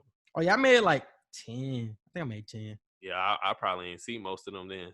All right, and I would say not too wild on that one either. I'll say not too wild, and that was 53% not too wild, bro. So that was a close one. Dalvin Cook will beat LaDainian Tomlinson's record of 28 rushing TDs in a season. Too wild or not too wild? He has 10 right now. Too wild. Half the season already gone. I don't see that happening. But he scored 4 touchdowns in the game last week. That ain't gonna happen every week. Not with Dalvin Cook. That's not happening every week with Dalvin Cook. All you fantasy people, just enjoy that 1 week while you can. 'Cause that's not happening every week. I promise you. And the fact that we didn't see that until week 8, like, yeah, that's not happening. Yeah, that's too wild. That's 53% too wild as well. So that was another close one. That was closer than I thought it would be. Yeah. Because they seen last week and they're like, well, maybe 3 games, maybe 3 TDs a game, maybe. All right, let me get to the next one. The Denver Broncos will make the playoffs. Too wild, not too wild. Who in their division? Chiefs, Raiders, Chargers. Too wild. Because they in third right now in their division. I don't see that happening. Raiders are playing way better than everybody expected, and the Chiefs are the Chiefs. So I got the Raiders. I got the Raiders coming out that division. That's right. I got the Raiders. Did I have the Broncos making the playoffs? I think I had the Broncos. I had the Broncos making it to playoffs. Let me check that. I had the Broncos making it, but then Drew Lock got hurt like early in the season, and I kind of jumped off that boat and went with the Raiders. So I got the Raiders making the playoffs though, and I like how the Raiders playing way more than I like the Broncos. Offense is way too inconsistent. Who I had making the playoffs in the AFC? Yeah, you had the Broncos. I ain't had the Broncos making it in the AFC. Yeah. That's what I said. When Drew Lock got hurt, I kind of jumped on that bandwagon. I had him dark horse for MVP, but I ain't have him going to the playoffs. All right. So you said too wild? Yeah, too wild. Yeah, too wild. That was 55% too wild, so another close one. Why is that so close? Why are these so close? Like, these last 3 should not have been this close. Like 55% too wild. All right. These must have been Broncos fans because I don't see the niggas. They had to be. Shout out to Angel. Shout out to Sakaya. Shout out to Jonathan. Broncos fans that I know. Oh.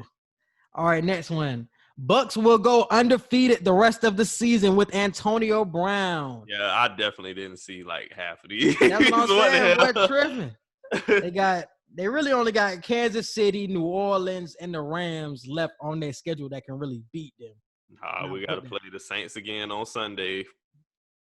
I ain't looking past that. I don't give a damn that we got Antonio. That's what I said. You got Kansas City, New Orleans, and the Rams left on your schedule. Who else we got to play? You know, division games. Niggas ain't really gonna beat y'all. You said the Rams, Kansas City Chiefs, and the Saints, and then Atlanta, Panthers. Who else? Like I said, it really don't gonna make no difference. Nah, who else? Man, niggas, games y'all shouldn't lose. I mean, y'all almost lost to the damn what's name, so I don't know. Let me look it up. Y'all got the Vikings. Y'all scared of the Vikings? No, but they beat the Packers, so that I can't turn my nose up at them. You got the Lions. We not going undefeated. I'm gonna tell you that right now. We not going undefeated. I ain't y'all all gonna be OP with my boy though. We is not going undefeated. I predicted the Bucks to go 11-5, so we still got a 3-game. 5-2. 6-2 because we just won. I predicted y'all to go 13-3, so y'all only should lose one more game. I'm being realistic. I got us. That is realistic. Y'all schedule is trash. We're going to lose to your a team. Your schedule is trash. We already lost to the Bears. Who are y'all losing to? I won't be surprised if we lose to the Saints. I won't be surprised if we lose to the Chiefs. And who else? Rams, Vikings, Lions. I won't be surprised. Panthers, Falcons. I won't be surprised if we lose to the Vikings. A game that we should win. Like I got us two games for sure are going to be games that we should not lose that we're going to lose, aka the Bears, for example. But y'all receivers was hurt. Godwin did not play. We're Antonio Brown was not there. That's why Antonio Brown was in the statement. Antonio Brown is going to play a key part. I'm not a delusional Bucks fan. I am realistic. I know we are the Bucks still. At the end of the day, we are going to lose to someone who we should not lose to. So I'm keeping that in the back of my head, and I'm giving us a realistic 11-5 ending. If it's better than that, I'm hallelujah. Thank you. I'm so glad. But being realistic, I'm gonna say 11-5. I don't know. I don't think you realize how OP the offense is gonna be with this man on y'all team. I do, but I know we the Bucks still at the end of the day, so I ain't gonna be surprised. I'm not gonna let you set me up for that surprise. You're trying to set me up to be like, hell yeah, we're gonna go undefeated for the rest of the season, and I'm gonna be looking sick if we lose on Sunday. We're gonna lose on Sunday, and I'm gonna be looking sick. I put not too wild. Too wild. Favorite team, but too wild. And that was 76% too wild. There we go. A little more realistic. The Washington football team will win the NFC East. Too wild. Not too wild. 64%. Not too wild. The Packers should have traded for a wide receiver at the trade deadline. Too wild, not too wild. You said should have? Should have. Too wild. It wasn't really nobody else other than Will Fuller. And me personally, I wouldn't have went after Will Fuller. Y'all could have got AJ Green too, but they don't want to bring up that. Oh, damn. All right. It wasn't like Will Fuller was the only one available. It's just that was the one that was in conversations with them. Yeah, see. Okay, considering the fact he was the only one in conversation, I say too wild. If AJ Green was in conversation and it didn't work, I would have been like, not too wild. Not too wild. You should have traded for somebody, dog. You still need another piece. We already talked about it. 70% not too wild. All right. Alvin Kamara is the best running back in the NFL. Too wild, not too wild. Too wild. Not too wild. I don't see anybody better than that man. Real shit. And the way he's carrying this Saints offense, you gotta give it to him. He top 3 in the league right now. Because who would you have number 1? McCaffrey ain't played all season. Who else? Barkley ain't played all season. Damn near Dalvin or what you call it? Dalvin over Kamara? You can do way more stuff with my man. You can, but right now I'm low-key going with Dalvin, number 1. High key, Alvin Kamara should be in MVP conversations. The fact that y'all didn't have Michael Thomas since week 1 and y'all 5-3 right now, and a lot of that is on the back of Alvin Kamara, he should be in MVP talks. Won't be top 5 or nothing like that, but he should definitely be MVP talks. Next one. James Harden will be traded to the 76ers in 2021. Not too wild. Not too wild at all, bro. That was 57% too wild. But I think that shit will happen, though. I really do. Especially with Daryl Morey now. I think that shit gonna happen. And last one. Jimmy G's time. Oh, not last one. We got some more. Jimmy G's time in San Francisco is over after this season. Not too wild. Already got the injuries. Plus, you ain't really been performing that well. It's like, it's not too wild. I can see it happening. Not saying it will, because I don't know who else San Francisco will try to go after right now.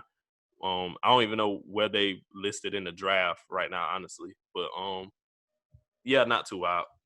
Not too wild.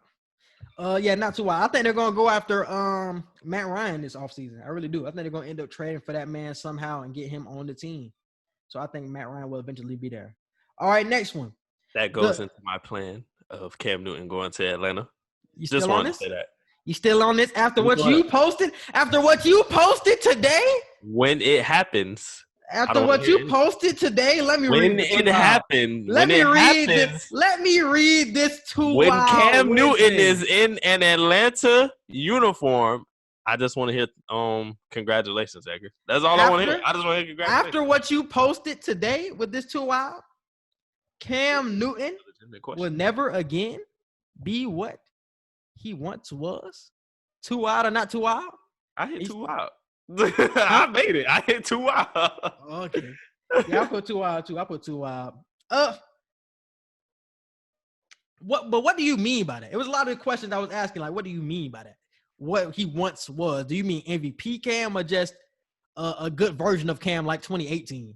Well, when I say what he once was, not saying he would win MVP, but giving that caliber of play based on the fact that he's back 100% healthy. He looks fit he looks damn near more fit than he did when he won MVP.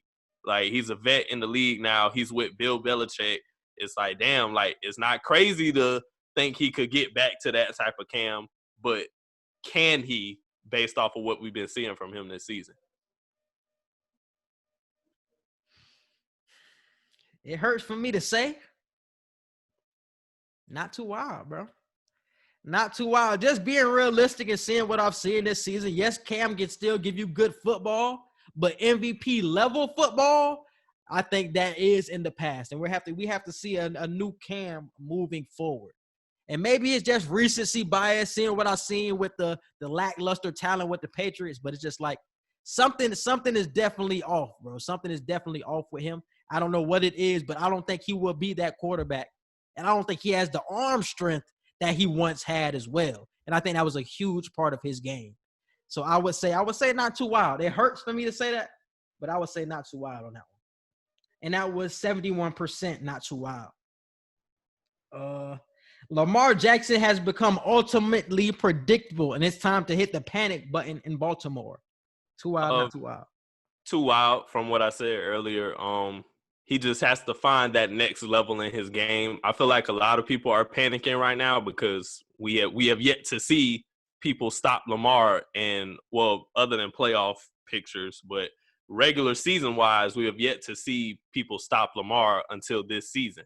So the fact that we're seeing it in the regular season now and not just in the playoffs, I feel like a lot of people are hitting the panic button, but I feel like this is the same type of transition that Michael Vick had to make of what's my next step. They know my game plan now. They know how I play. They got film on me. What can I do to take my game to the next level? I feel like once Lamar figures that out, they'll be on a whole different wave. Not too wild. Not too wild. And I don't think they should be necessarily pushing the panic button for him, but they should be pressing the panic button to get him a weapon or something along those lines. Like, they should have been somebody who was calling for A.J. Green or calling for Will Fuller or calling for Kenny Stills. They should have been one of those teams calling for a wide receiver. I know they signed Dez Bryant to the practice squad, but I don't think Dez Bryant is going to be like Cowboys Dez Bryant. Like, I just can't see it coming off from the Achilles and all that other shit. I can't see him being the old Dez Bryant. So I feel like they should have been one of the teams that probably should have got him a weapon to expand his game so he can throw to the outside more. But I don't think the panic button is necessarily on in Baltimore, going on in Baltimore. But the weapons have to get upgraded. So I would go what I said, not too wild. Not too wild. Yeah. What was the percentage on that? It was 50-50. For real? It was 50-50. Yeah. At first it was a lot of votes. At first, it was a lot of, I think, not too wilds, and then it slowly turned into 50%. Yeah, it was 50-50, 16 votes. The Dolphins are a dark horse AFC playoff threat. Too wild or not too wild? I hit not too wild. They second in the division right now. I predicted that. I predicted them to be second in the division behind the Bills. They look like they can low-key not run the table and go undefeated the rest of the season, but they can run the table and win majority of their games to possibly be the number one team in that division. So I feel like they can definitely get to the playoffs if Tua keeps giving us Tua time the way he has since he started this past Sunday. And I feel like they didn't do anything. What? He didn't do anything. He got a dub. He got a dub. He wasn't a part of that dub. It was that defense. He got a dub. That man had 89 yards passing. At the end of the day, that man had 89 yards passing. Did he get a dub? Yes or no? He was not a part of that dub. He got a dub. I'm not gonna put him in the reasons why they won. That's what I would say. I would not put him in the reasons. Did he give them any? Was he a catalyst on that team in that game? No. Okay then, he got the dub. What are you saying? No, you asked that wrong because you said, was he a catalyst for the win? I said no.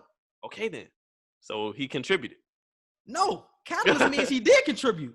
No, catalyst is not no. Whoa, catalyst means he did contribute. No, it doesn't. Whoa. Go ahead. Catalyst. Get the definition. That increases the rate of a chemical reaction. Chemical reactions are bad. That's a catalyst. Yes, that's the definition. Chemical reactions are terrible. But no. Increases the rate. Increases the weight of a win. Yeah, I know I was using it right. Yeah, catalyst. I've seen too many people use that word. So it's a lot of people using that word wrong. You used it wrong. Just want to put that out there. You used it wrong. I thought I was tripping. I was like, bro, I've used catalyst a number. Okay, I'll use hindrance. Damn, he was not a hindrance to the team. He was not a hindrance. Don't try to change, nigga. Nah. But yeah, nah. He was not a catalyst. He wasn't a catalyst. Was he a hindrance? Did he blow the game? No. But he didn't win the game. He game managed. He did what I said Jimmy G does most situations. He game managed. Trash. But I think he would play better moving forward. But going against Aaron Donald in your first game is not an easy matchup, bro. Not at all. But dark horse AFC playoff threat. That's a tough one, bro. Go ahead and say it. Not too wild. It don't mean you think it's gonna happen, but it's not. Nah, because I don't think it's gonna happen. Because I really think that 6 playoff spots are already locked up. And I think that the Raiders will eventually get the 7th one. So that's how, because it's the Steelers, the Ravens, who else is this? Titans. You got the Titans. You got the Colts, who's like 5-3 right now. You have the Raiders. You got the Chiefs. And you got another team that I'm blanking on right now, the Bills. And that's 7 teams right there. So you got to overcome all those teams. And I just don't think offensively that the Dolphins are ready to be a threat to the playoff race. I don't think it is. They got a good win on Sunday, so shout out to them for getting that win. But I don't think that this will continue moving forward. So not too wild. Or too wild, excuse me. But that was 69%, not too wild, though. It was 69%, not too wild. I'm gonna skip this one. This one was not needed to be put. It was the Jets. Yeah, one. the Jets. It was 100%. It was 100%. Nah, it was 86%. Damn, bro, who did? Oh my God, I hate people. I hate people.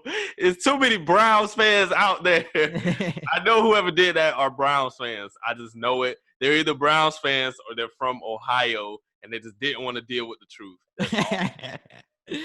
Funny. But I guess they're saying they're actually winning games. So it's like, how are we the Jets? Or the Jets have overcome the Browns, you're saying? Yeah. Oh, so I can see that. Oh, okay, yeah, that should definitely be not too wild then. That's definitely not too wild. The NBA canceling next season's All-Star Weekend is actually a good thing. Too wild or not too wild? What did I say? I said not too wild because I think we had this conversation off the pod about I feel like this gives the NBA an opportunity to change certain things about the All-Star game. Because we said this on the pod. We did? We said this on the pod? Yeah, we talked about it last week. Yeah, I said it last week. I feel like it gives them an opportunity to change things about the dunk contest, whether it's adding things or changing the rules. You could probably create different skills competitions from what we're used to seeing. You could possibly implement a one-on-one type of game situation to get people more excited to watch. You might not get the high-profile players that you want to do one-on-one, but you might find a new star that wants to do one-on-one for the All-Star game that you probably wouldn't have expected. You might get who will make the All-Star game? Like Bradley Beal. Bradley Beal is a star, but he's not top 5 player in the league type star that would still bring noise to the situation, you know? So it might be stuff like that. I think it's a good thing because I don't think COVID should be passed around. I thought that's what you were trying to say by the question. This was another one I was confused by. Were you trying to say it's a good thing because they can reevaluate, though? Yeah. Oh, okay. It could be for any reason. It ain't have to be because of COVID or anything like that. Okay, yeah. So, yeah, not too wild. And last one. The Clemson Tigers are borderline dysfunctional without Trevor Lawrence. Too wild. Not too wild. Too wild. Not too wild. They pulled it together in the second half of that game, but first half, I'm looking like dysfunctional. Borderline dysfunctional. That means you're almost dysfunctional. They're not dysfunctional. Yes, they were almost. You couldn't have been watching the same game. I was watching the same game, bro. The first game, boys, the offense. You having a freshman quarterback play his first game. I don't care. The team was trash. You're crazy. It was a trash team. I don't want to hear that. You see what happened in the second half, though? What happened in the second half? What happened in the second half? You were a five-star. You are a five-star quarterback coming in the second. That don't mean nothing. You're literally the next person in line after Trevor Lawrence. You have no game experience. This is your first. You just throw it out into the wolves, bro. It don't matter who you playing. You're gonna struggle. He got to play this week against Notre Dame, and I'm telling you right now. But he got game experience now, so they're finna get clapped. Solid. I'm telling you now, they're gonna be solid against so Notre Dame. They lose this weekend? Huh? You saying they lose this weekend? I bet you $5 Clemson lose this weekend. I swear to God. Crazy. I bet you $5 right now. I bet you $5. Did you watch the second half? You want me to record this? Yes. I'm gonna record this. You ain't gotta record it. We can virtual shake, nigga. I'm cool. You know my money. You know my money good. I got $5. $5 that Clemson loses to Notre Dame this weekend. Yes. Because Trevor Lawrence is not playing. Hey, nigga. Because Trevor ain't playing. Virtual shake, nigga. Yeah, man. Virtual shake, $5. Clemson good. Clemson good, bro. He got game experience now, so he ain't worried about Notre Dame. I ain't even worried about Notre Dame. I'm really not. I'm not worried about. Just because they're ranked number 4 doesn't mean you should be scared. It's Notre Dame. This is a top. What has Notre Dame done? This is a top football program in the league. That I should be scared of. What has Notre Dame done in the last decade that I should be scared of? They've been a football playoff threat. They may not have made the playoffs, but they're always a threat. Oklahoma is a football playoff threat and gets smashed every year. What are you saying? What I'm saying is, Clemson. I'm gonna say this right now. If Clemson loses to Notre Dame, I didn't put this on 2 Wild Wednesday, but I was thinking it. If Clemson loses to Notre Dame, and Trevor Lawrence is gonna miss possibly another week after that, make it. You think Clemson could get 2 losses and still make the playoffs? 2 losses? What are you talking about? 2 losses? I'm predicting them to lose another game after. I feel like they're gonna lose. They're not losing another game. They're gonna lose to Notre Dame. Huh? In the ACC, they're gonna lose another game. If Trevor Lawrence ain't playing after the Notre Dame game, after this one though. He good after this one. We're assuming he good after this one. If he come back, then yeah, Notre Dame will be their only loss. But if he doesn't come back, I could definitely see Clemson losing another game. I'm not even going to lie to you. They losing to Notre Dame. I'm telling you that right now. Too wild. Notre Dame. They're going to fold. And I think Notre Dame is in the ACC too. So even if Clemson was to lose this game, they would still have to play Notre Dame, and Clemson would still have to play in the ACC championship because Notre Dame is in the ACC this season. So they would have to play in the ACC championship, and Clemson could still get another shot with Trevor Lawrence to play them and show them that Notre Dame ain't shit, and they can move on to the playoff. You know what I'm saying? I can't believe you just overlooking them like this. I can't believe. Am I supposed to be scared? Yes, it will be a close game, but I'm not worried that. I'm about to say you got to at least say it's going to be a close game. You talking like Notre Dame? You don't have your quarterback. Look, it's your quarterbacks.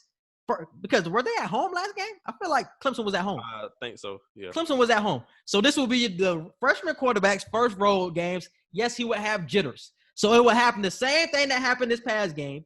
It will be a slow start. But I think their defense You're on the road versus Notre Dame.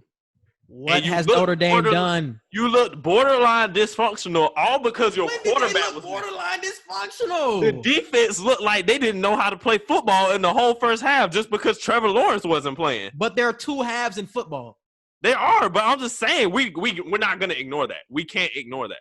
They shut them down the whole second half, and we're going to ignore that? Because they finally got it under their feet. But you can't do that against Notre Dame. You can't just fold in the first half against Notre Dame and just think you're finna come back out. Have you watched a Notre Dame game this whole season? Not this season, no. Notre Dame ain't shit. I haven't watched majority of the games this season. I only been watching Florida games. This is what I'm saying, bro. Notre Dame ain't shit. Just because they're ranked number 4 doesn't mean they're the 4th best team in this country. It does not mean that. It's Notre Dame. You act like they don't give you that top 5, top 6 potential every year, though. They give you top 6 team in the league, in the nation potential every year. They might be ranked in the top 6, but I never take them seriously.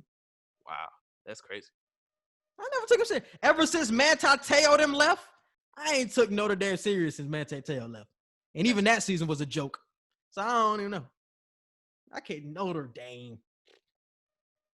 All they do is live off the past. That's all Notre Dame does. Give me my $5. Just give me my $5 live off after the past. It's all good. Just give me my $5. All right, but let's dive into the rankings of the week. What is your top 5? I got Steelers number 1. I got Bucks number 2. Chiefs 3. Seattle 4. And I'll keep the Ravens in number 5. I got the Steelers 1. Bucks 2. Chiefs 3. Seahawks 4. Titans 5. Titans 5. I still got to ride out with them Titans. Even though they had a bad loss, I feel like they're going to bounce back from it. So we had the same 1 through 4, just had a different 5. Yeah, I feel like Titans going to be straight, man. Titans going to be straight. And the picks of the week. Let's move on to it. We already talked about it. Last week was terrible. I think Edgar went 6-8. I went 7-7. It was a terrible week. Terrible. That's changing this week. I might only lose 2 games this week. Don't mean to toot my own horn, but that's what's gonna happen. All right, bro. Let's dive into it, bro. The first one, Packers versus 49ers, Thursday night football. Packers. They're gonna redeem themselves. Packers. All right, next one, Bears versus Titans. Titans. Broncos versus Falcons. Stop asking me if it concerns the Falcons Atlanta. won last week. I don't care. That's the reason you have 8 losses. I don't care. It's Atlanta. I told you, I'm never picking Atlanta to win a football game ever again. So I'm going with the Broncos. I don't even know why you asked me.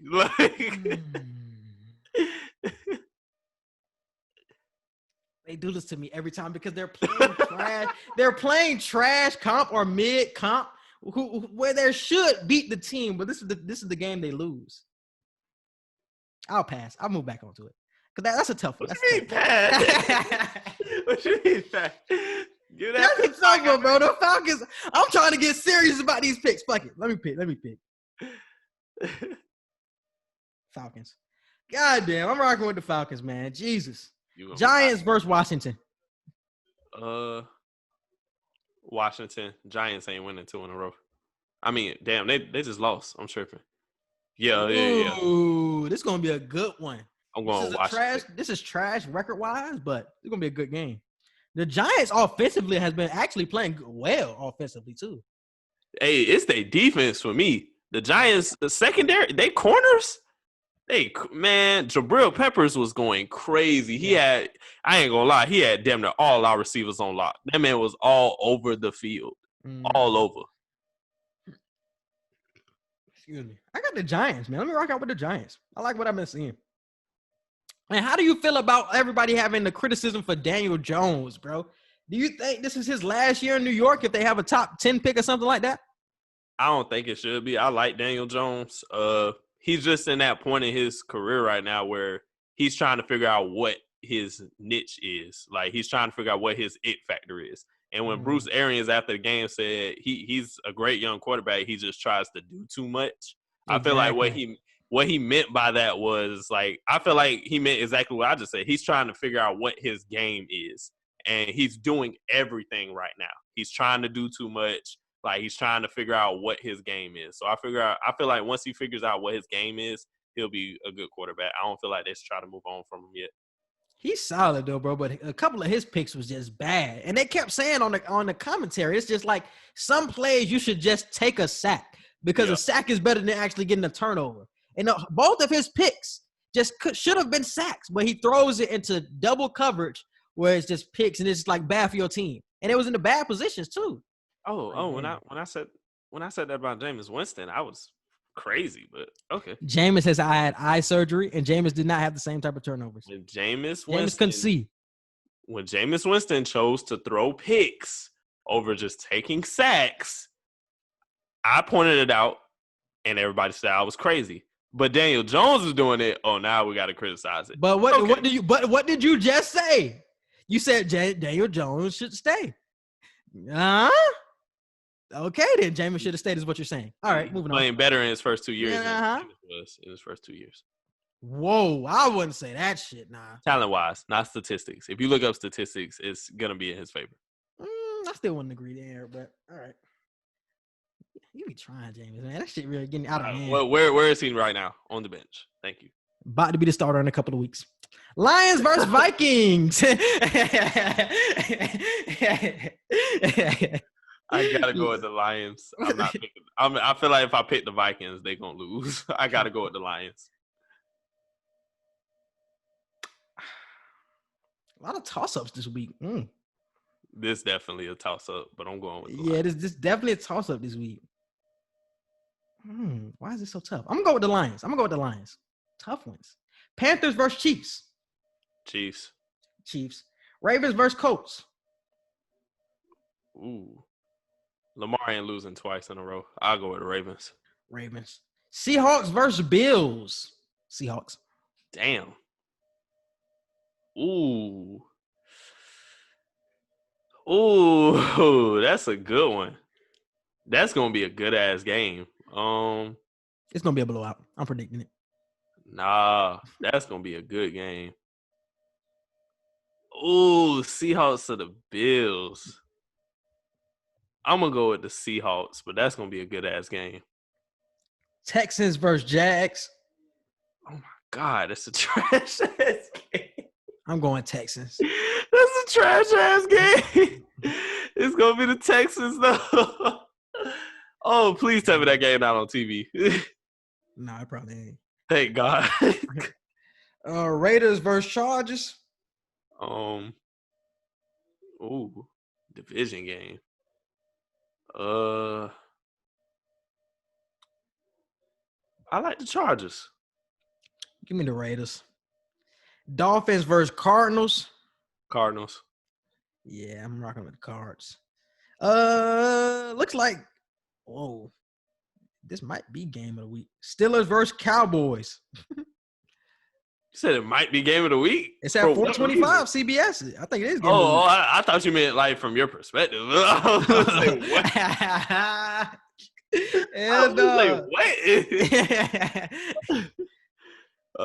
Steelers. Yeah, Steelers. Yeah, Steelers, definitely.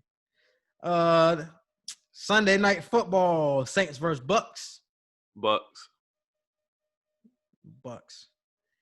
Patriots versus Jets. Will Jets get their first win of the season? Patriots. Will Cam Newton? Not entertaining it. Will Cam Newton have to get clowned for giving the Jets their first win? Will Sam Darnold beat the team that he saw ghosts against? Find out next time on Dragon Ball Z. For real. Damn. Upset pick of the week. The New York Jets will give the Patriots a 28-14 dub. I'm predicting that. Jets will get their first win of the year, and it'll be 28-14. The Jets are going 0-16, and they're drafting Trevor Lawrence. All right, moving on. Now we're talking about college football. We already talked about it a little bit, and shit, what we talked about already is what I had down. Clemson losing to Notre Dame. We already talked about it. Trevor Lawrence having COVID, yada, yada, yada. All right, Georgia versus Florida this weekend. Cocktail party, whatever they call it. How you feeling? Largest cocktail party in the nation. Or of the year, basically. And how are they doing tickets for this? How are niggas getting tickets for this? I have no idea. I ain't paid attention to nothing about tickets this whole year. Damn.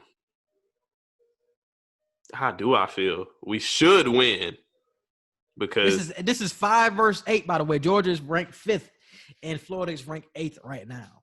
We shouldn't have lost to their ass last year. We just completely folded last year. Florida had a great opportunity to win last year, and we just shot ourselves in the foot. And I feel like we're presented with the same opportunity this year for sure. I'm gonna go with Florida, but I'm gonna be so pissed if we lose. If we lose to Georgia, we're not getting in the playoffs. I predicted that a two-loss team will make it to the playoffs this year, but Florida will not be a team that gets to have 2 losses and makes it to the playoffs. They're not gonna. I don't think that happens. What, a 2-loss team get in? I don't think that happens this year. I possibly think, because I already know Clemson is getting in. In my opinion, I think Clemson getting in, Ohio State getting in. Damn, what's the third team? Bama getting in. I think those are the 3 teams getting in. So the fourth one is the only one that I'm worried about right now.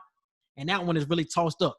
So I think it could either be an undefeated Pac-12 team, quote unquote, Oregon. Georgia, if they went out and beat Alabama in the SEC championship game, I could see Georgia getting in. And I could also see who I said last week, BYU. Those are the 3 teams. So the Oregon, if they went out, Georgia, and BYU are the 3 teams I think are susceptible to get that 4th spot in the college football playoff, bro. So I don't think a 2-loss team can slide in. I can't see it. Not with how I think it's. I feel like even if it is one of those teams, though, I feel like there's going to be one team in this playoff with 2 losses. I feel like people are going to try to argue them in, possibly if somebody has 2 losses like they always do. I feel like it always comes down to that. But I feel like this will be different, though, because everybody is only playing their conferences this year. And the competitiveness of just playing a full schedule of only your conference, that's different than the regular seasons that we're used to of having like 4 or 5 outer conference games. I feel like that's going to be a huge factor because any SEC team, if Bama got 2 losses, you played SEC the entire year. Like, I can't hold that against you. I can't. If Bama loses twice, they're not getting in. No, I'm just saying, for example, like SEC, any SEC team, I'll excuse y'all for having 2 losses and making it to the playoffs. I ain't even gonna cap with you because we have the hardest conference in the league, in the nation. Mm-hmm. I mean, do they? Yes. Because if you look at the comp really ain't as crazy as it was last year. Because put Clemson in the SEC. Clemson is winning the SEC. Is that what you're asking me? Undefeated? Is that what you're asking me? You think Clemson will go undefeated if they go in the SEC? Ooh, if you say that, you lying. They're beating. Ooh, yes.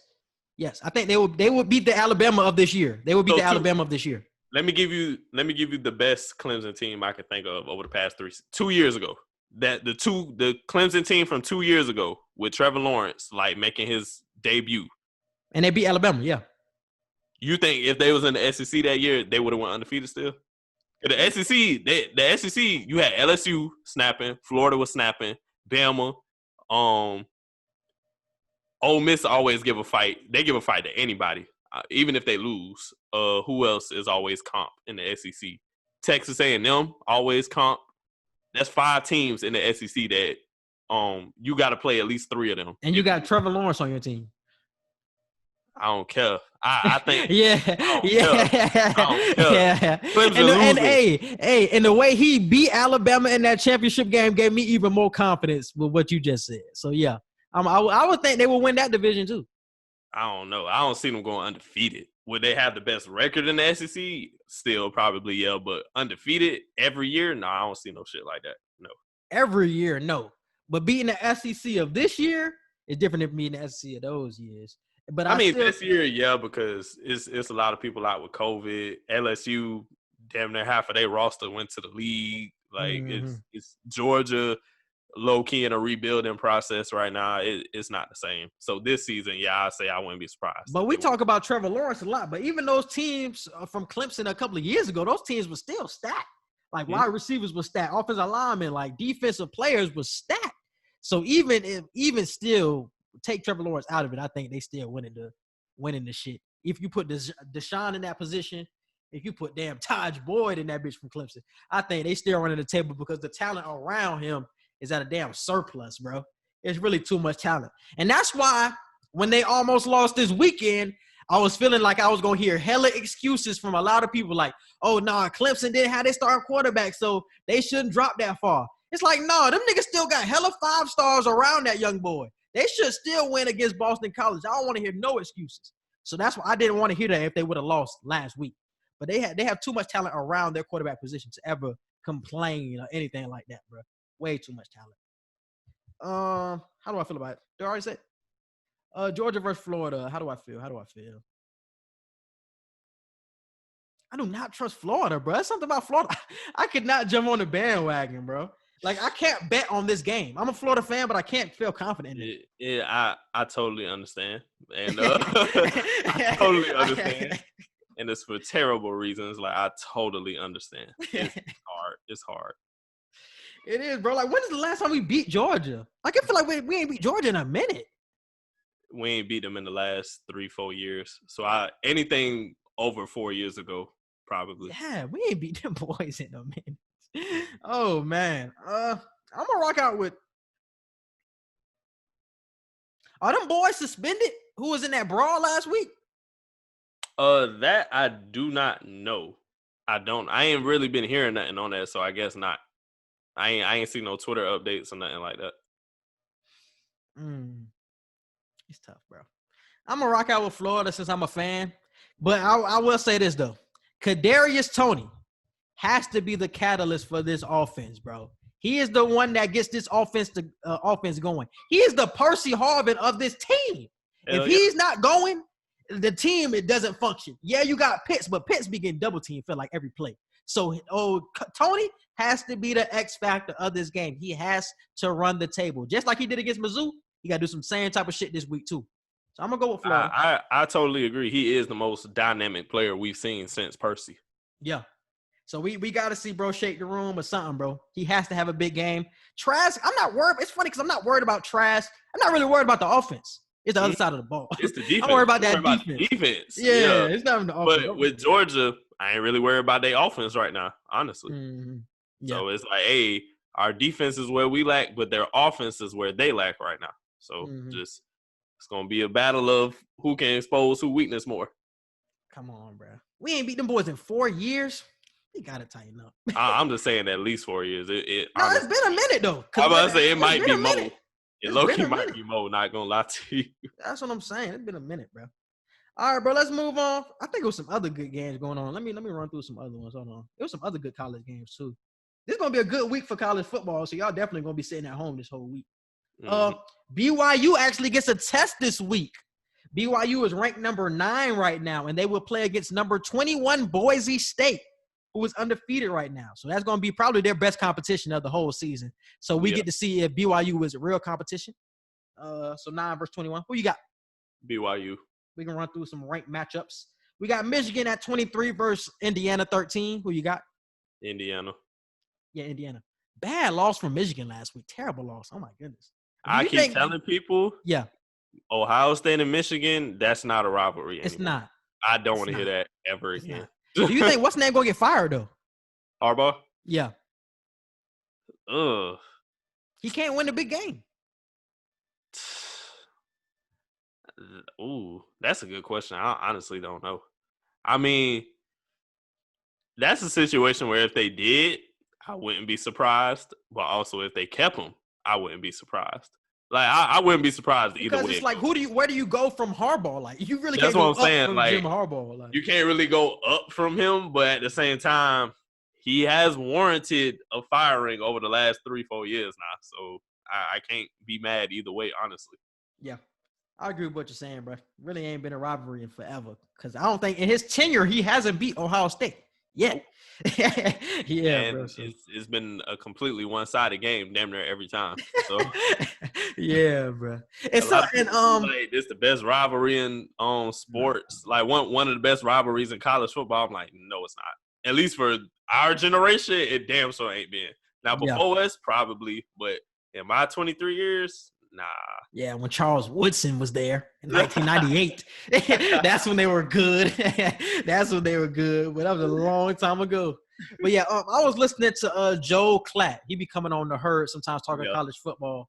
And he was talking about Michigan fans just have unrealistic expectations for the team. They're college Cowboy fans. Yeah, it's the same thing basically because you put the Michigan in like the Ohio State tier because of their recruiting and their coaching. But they're not on that level like the Ohio They're States, the not Clemsons, at and the all. Alabamas. They're not on that level. They can't And beat them. I really hate the fact that a lot of times they put Florida and Michigan damn near neck and neck. Florida is a far better team, like a far better recruiting team and all that than Michigan in my eyes, like honestly. Like, so the fact that over the past 3-4 years they would rank Michigan above us or right under us to where it's like they're a threat to take our spot. And I'm like, Michigan not even like that. Like, why do they give favoritism to Michigan? I would honestly throw them in the same boat. I would throw them in the same boat because the same questions I have about Florida, I have about Michigan. I was about to say, would you say that because the way we are with Georgia, the same way they are with Ohio State? Exactly. That's why I would say it, bro. That's exactly why I would say it. But at least we give a competitive fight with Georgia. With Michigan. But we don't win, though, bro. We don't win. Okay, that's true. But with Michigan, I just be looking like, we know how this finna go. We just know how this finna I think that's because you're a Florida fan and you have hope going into the game. I feel like a Michigan fan probably looks at Florida and Georgia and has that same mentality that you have with the Ohio State Michigan. Like, that shit, them not even a rivalry. Like, Michigan fans, they really be thinking they're gonna win. Like, at least with Florida, I'm realistic and be like, come on now, we have to win. We need to win. Michigan go in like, oh yeah, we're gonna win. It's us. This is our year. They say that every year. This is our year. Like, I don't say that with Florida. I'll be like, we should win. We should win this game. Yeah. I ain't gonna say we automatically are, but Michigan, they're like, Ohio State, they're undefeated so far. Top 4 team in the league. Yeah, we got it. We got it. We got it. That's a dub. Yeah, we got too much talent. Get smacked. Well, y'all niggas trash. All right, bro, let's move on to the NBA, bro. Been a lot of rumors about James Harden to the 76ers. We already talked about it last week. Don't have to dive too deep into it. Do you like the fit? With Philly? Yeah, I think in a lot of trade scenarios I was seeing them trade Ben Simmons for Harden. And you know I don't like that at all. Mm-hmm. But that's what I've been seeing if they were to make a trade. So who would you trade out of Simmons and Embiid for Harden? Who did I say? We talked about this last week. I think we did. I thought we did too. Damn, who would I? Damn, did I say I would trade Embiid? Would I trade Embiid? I would trade Embiid. I can't remember who I said I would trade. Yeah, I would trade Embiid. I think I said I would trade Embiid if I had to choose who I was going to trade. Yeah. All right. Yeah, I would go Embiid too. And the next one would be Drew Holiday fits, bro. So Drew Holiday has been openly discussed in trade rumors recently, bro. So what do you think is the best fit moving forward? Drew. Damn. Who needs him? I feel like a lot of teams can use him, bro. A lot of teams. Phoenix? Finally help out Devin Booker. I've been saying Phoenix need one more piece. Phoenix ain't bad, honestly. That's not a bad fit. They're not bad. They're not a bad fit. They're not a bad fit. Could you possibly pick somewhere where he could fit better? Yeah, but I feel like Devin Booker needs one more piece, so I feel like that would be my top destination. And then, like I said before, they're on the uprise. They could be a 6 or a 7 seed easily in the playoffs next year for the West. That ain't bad. Suns ain't bad. Suns ain't bad destination. I can definitely see that, bro. I can definitely see that. If I could probably think of somebody better off the top of my head, I might. But so far, Phoenix is the best choice in my eyes for him right now. Yeah. My best fit would be the Bucks. I feel like the Bucks is the best fit for a lot of dynamic guards, especially two-way guard like Drew Holiday. If you trade Bledsoe away and you get Drew Holiday, that's an upgrade most definitely. And I think you need somebody with that type of consistency every game. You know what you're going to get on both sides of the ball. Playmaking, scoring, got the three-point shot, everything that you need so Giannis can go to the next level when it comes to moving up in the playoffs and things like that. So I think the Bucks would be a good fit, honestly. But I like the Phoenix move, bro. I ain't even think about the Suns. Because everybody been saying that Devin Booker need to get out of Phoenix. Like, he can't win in Phoenix. I'm like, do y'all not see this young group that they got right now? Like, this is a legit team. And we seen in the bubble, they went undefeated. Like, for the last 8 games of the bubble. Yeah. Not the last 8 games, but literally the whole time they were in the bubble, they were undefeated. So I'm like, damn, like, this is for real. This is a for real team. They could be a 6 or 7 seed in the playoffs next year, and they could pose a threat to maybe go to the second round. You know what I'm saying? If they play good enough, depending on whoever they play. Yeah. The real problem with the Suns every year, bro, it's just like health and just stupid shit. I think wasn't earlier this season Ayton suspended for like the first 25 games for some stupid shit. So it's like shit like that really be fucking up their season in its tracks early. And I feel like this was the year, last season was really the year that they should have made the playoffs. The AFC was up for grabs, and it should have been the Suns. They got up to because I remember their first game, they blew out somebody good. Mm-hmm. And we have made a podcast, bro. That was one of our first ones. We were like, are the Suns actually good this year? And this shit? Yeah. And then the season really went downhill after that, after Ayton got suspended. But I think if you have everybody healthy, Rubio, Booker, Ayton, Oubre, everybody healthy, because even in the bubble, they didn't have Oubre. They didn't even have Oubre. So if you have everybody like healthy. I really like Oubre. Oubre got, man, jumping out the gym type shit. Yeah. So if everybody healthy, bro, I can easily see them being the 7th seed next year. And we have to discuss, bro, who is going to make the playoffs, because that Western Conference is going to be stacked next year, bro. I know we say that every year, but this is going to be a different level if everybody stays healthy. This is going to be a different level of competition, bro. Like, you think you're going to Minnesota and getting an easy dub. It's like, no. They got D-Russ. They got Towns. They got the number 1 pick. It's like, you got to – no, it's going to be a hard-fought game there. You got the Pelicans. Pelicans going to be the Pelicans.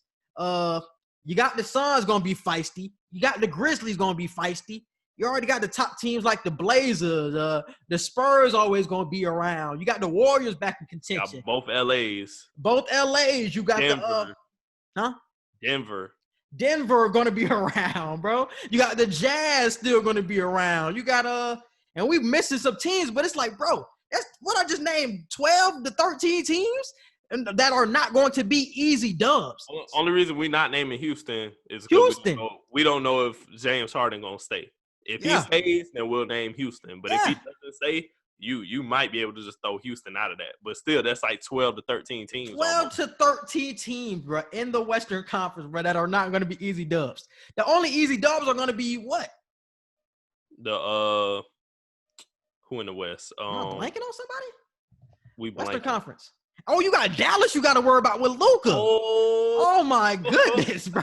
Oh, my God. Hold on. Let me look at the Western Conference. Let's look this up. Damn near the whole conference? Yeah, bro. That's what I'm saying. Like, bro, the Western Conference, you got the Thunder might be ass, though. Well, I think they're going to trade Chris Paul eventually. Let me see. Bro, look at this shit. Oh, the Kings probably going to be at the bottom again. Oh, yeah, Kings ass. But that's it, bro. That's really it. The Kings and maybe the Thunder if they trade Chris Paul.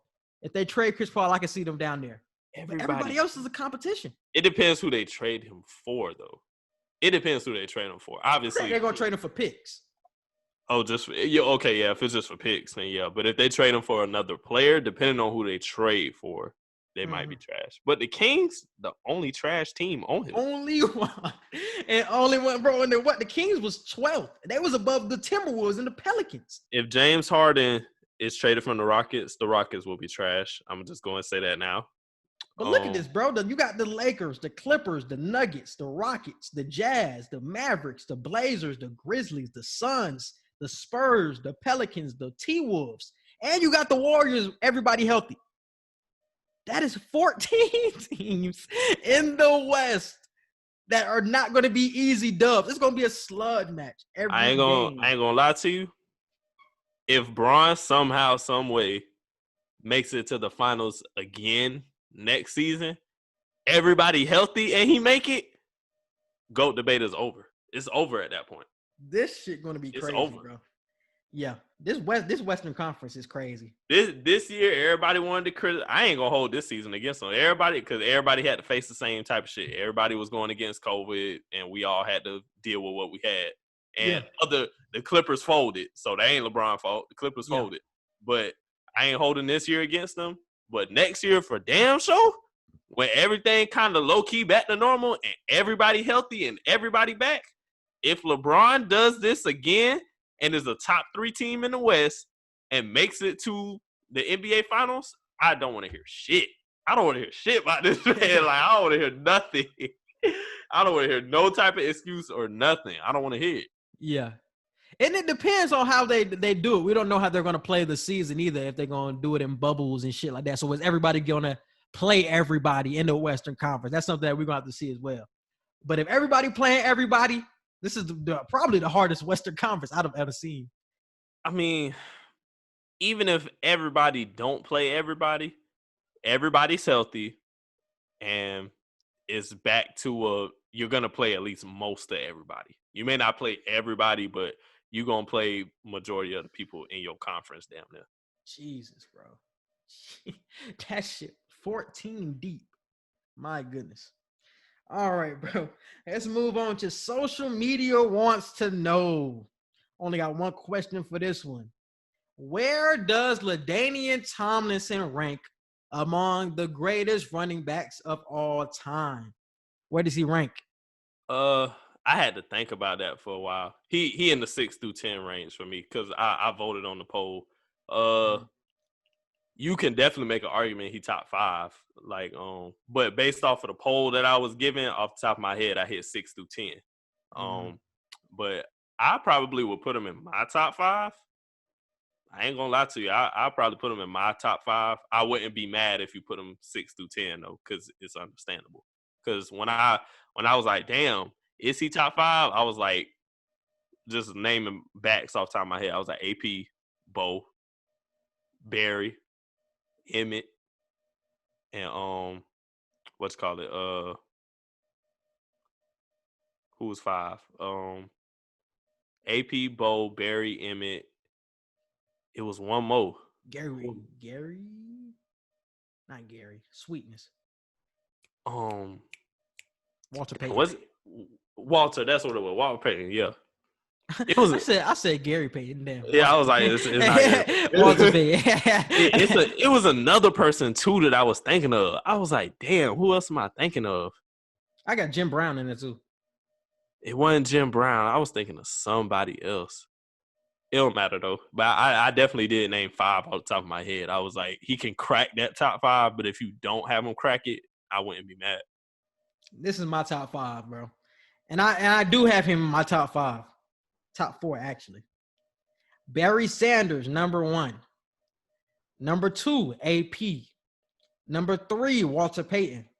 Number 4, LaDainian Tomlinson.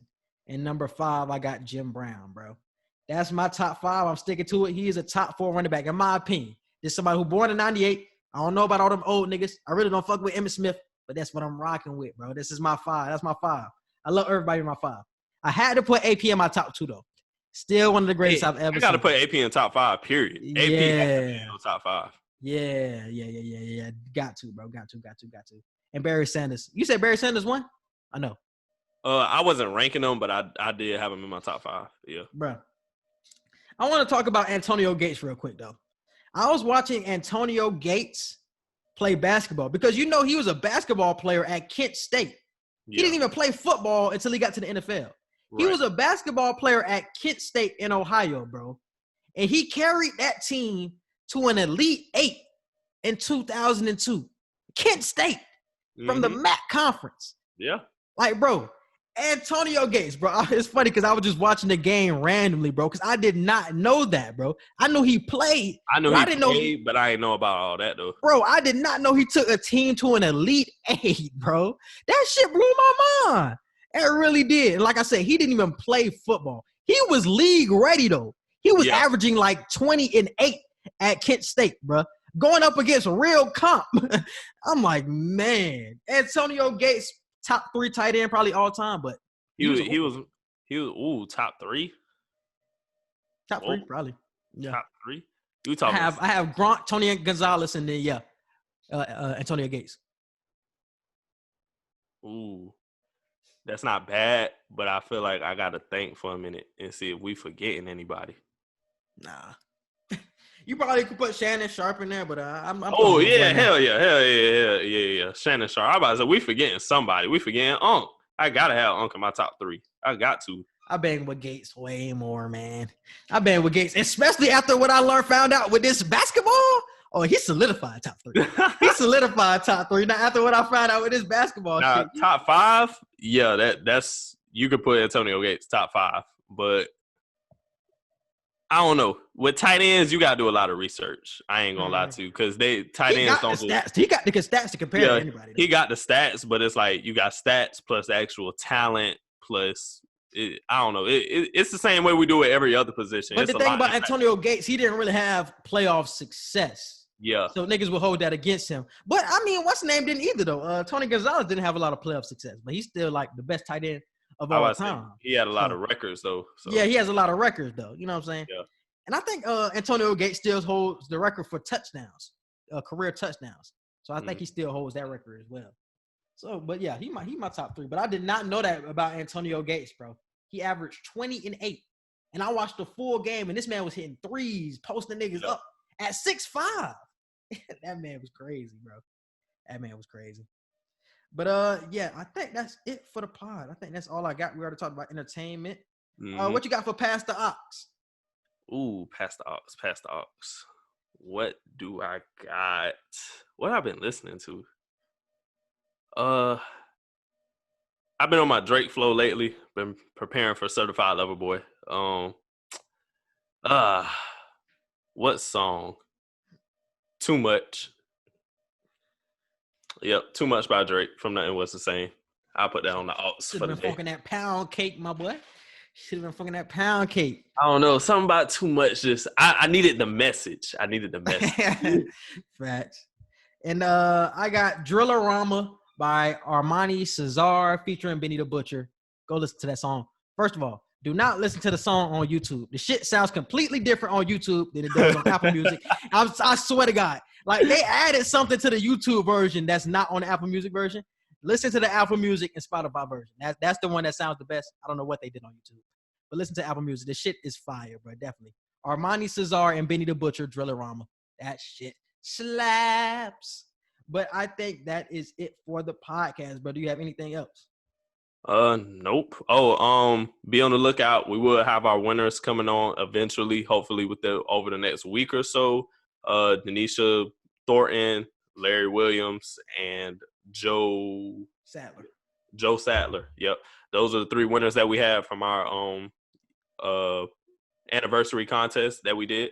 So be on the lookout for them. We'll have them on, talk about whatever they want to talk about. And hopefully we could probably get Denisha on sometime next week. And then Larry. We're talking about top tier black shows. We're going to go through all the tiers and give you all the tiers for black shows. Because we always talk about top 5 shows, but we're going to give you all the tiers. We're going to go through all the black shows, or most of them, and rank them. Like what show is in this tier? What show is in this tier? What show is in this tier? We could do like what tier 1 through 3 or 4. So yeah, about 4 tiers, something like that. Yeah. And that shit gonna be raw. So y'all definitely check that out. It should be next week sometime. I got a lot of underrated stuff. I want a lot of underrated stuff. We gonna pull up all the black shows, bro. So definitely tune in for that one, bro. But you can definitely hit them with the social media right now. You can follow us on Twitter at Q.E.E Podcast 1. You can follow us on Instagram at Q_and_E_podcast. You can follow and like our Facebook page, Q&E Podcast. Don't forget to subscribe to our YouTube channel. Click the notification bell and hit all so you can see anytime that we drop new episodes. Our email, QANDEpodcast@gmail.com for any business inquiries, questions, concerns, fan mail, or anything like that. We'll get back to you on there as soon as possible. You can follow Quincy on Twitter at Q_Hicks3. You can follow me at EdgarMartin97. You can follow Quincy on Instagram at QHicksProduction. And you can follow me at EdgarMartinOfficial. And yeah, that's about it. Yeah, and subscribe to us on all of our podcast platforms. We're on Apple Podcasts, Google Podcasts, Spotify, bro, iHeartRadio. Wherever you listen to podcasts, we are there. Definitely check us out. Subscribe to my YouTube channel. Just type in Quincy Hicks into the search bar. I'm the first name that comes up. 75 subscribers, bro. We are moving every week. We moving up every week, bro. We got to keep on grinding. I'm going to start posting more consistently there. I've been posting once a week, but I'm going to start posting twice a week, bro. Got to get these subscribers up, bro. I like the movement I've been seeing. And bro, same type of movement.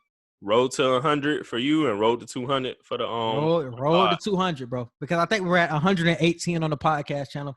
So definitely keep on subscribing. We're gonna keep having contests in the near future, and we should have a website coming soon too. Yeah. So we can have a mailing list and things like that, bro. So definitely be on the lookout for all of that, bro. But we appreciate y'all for listening, and we out. Peace.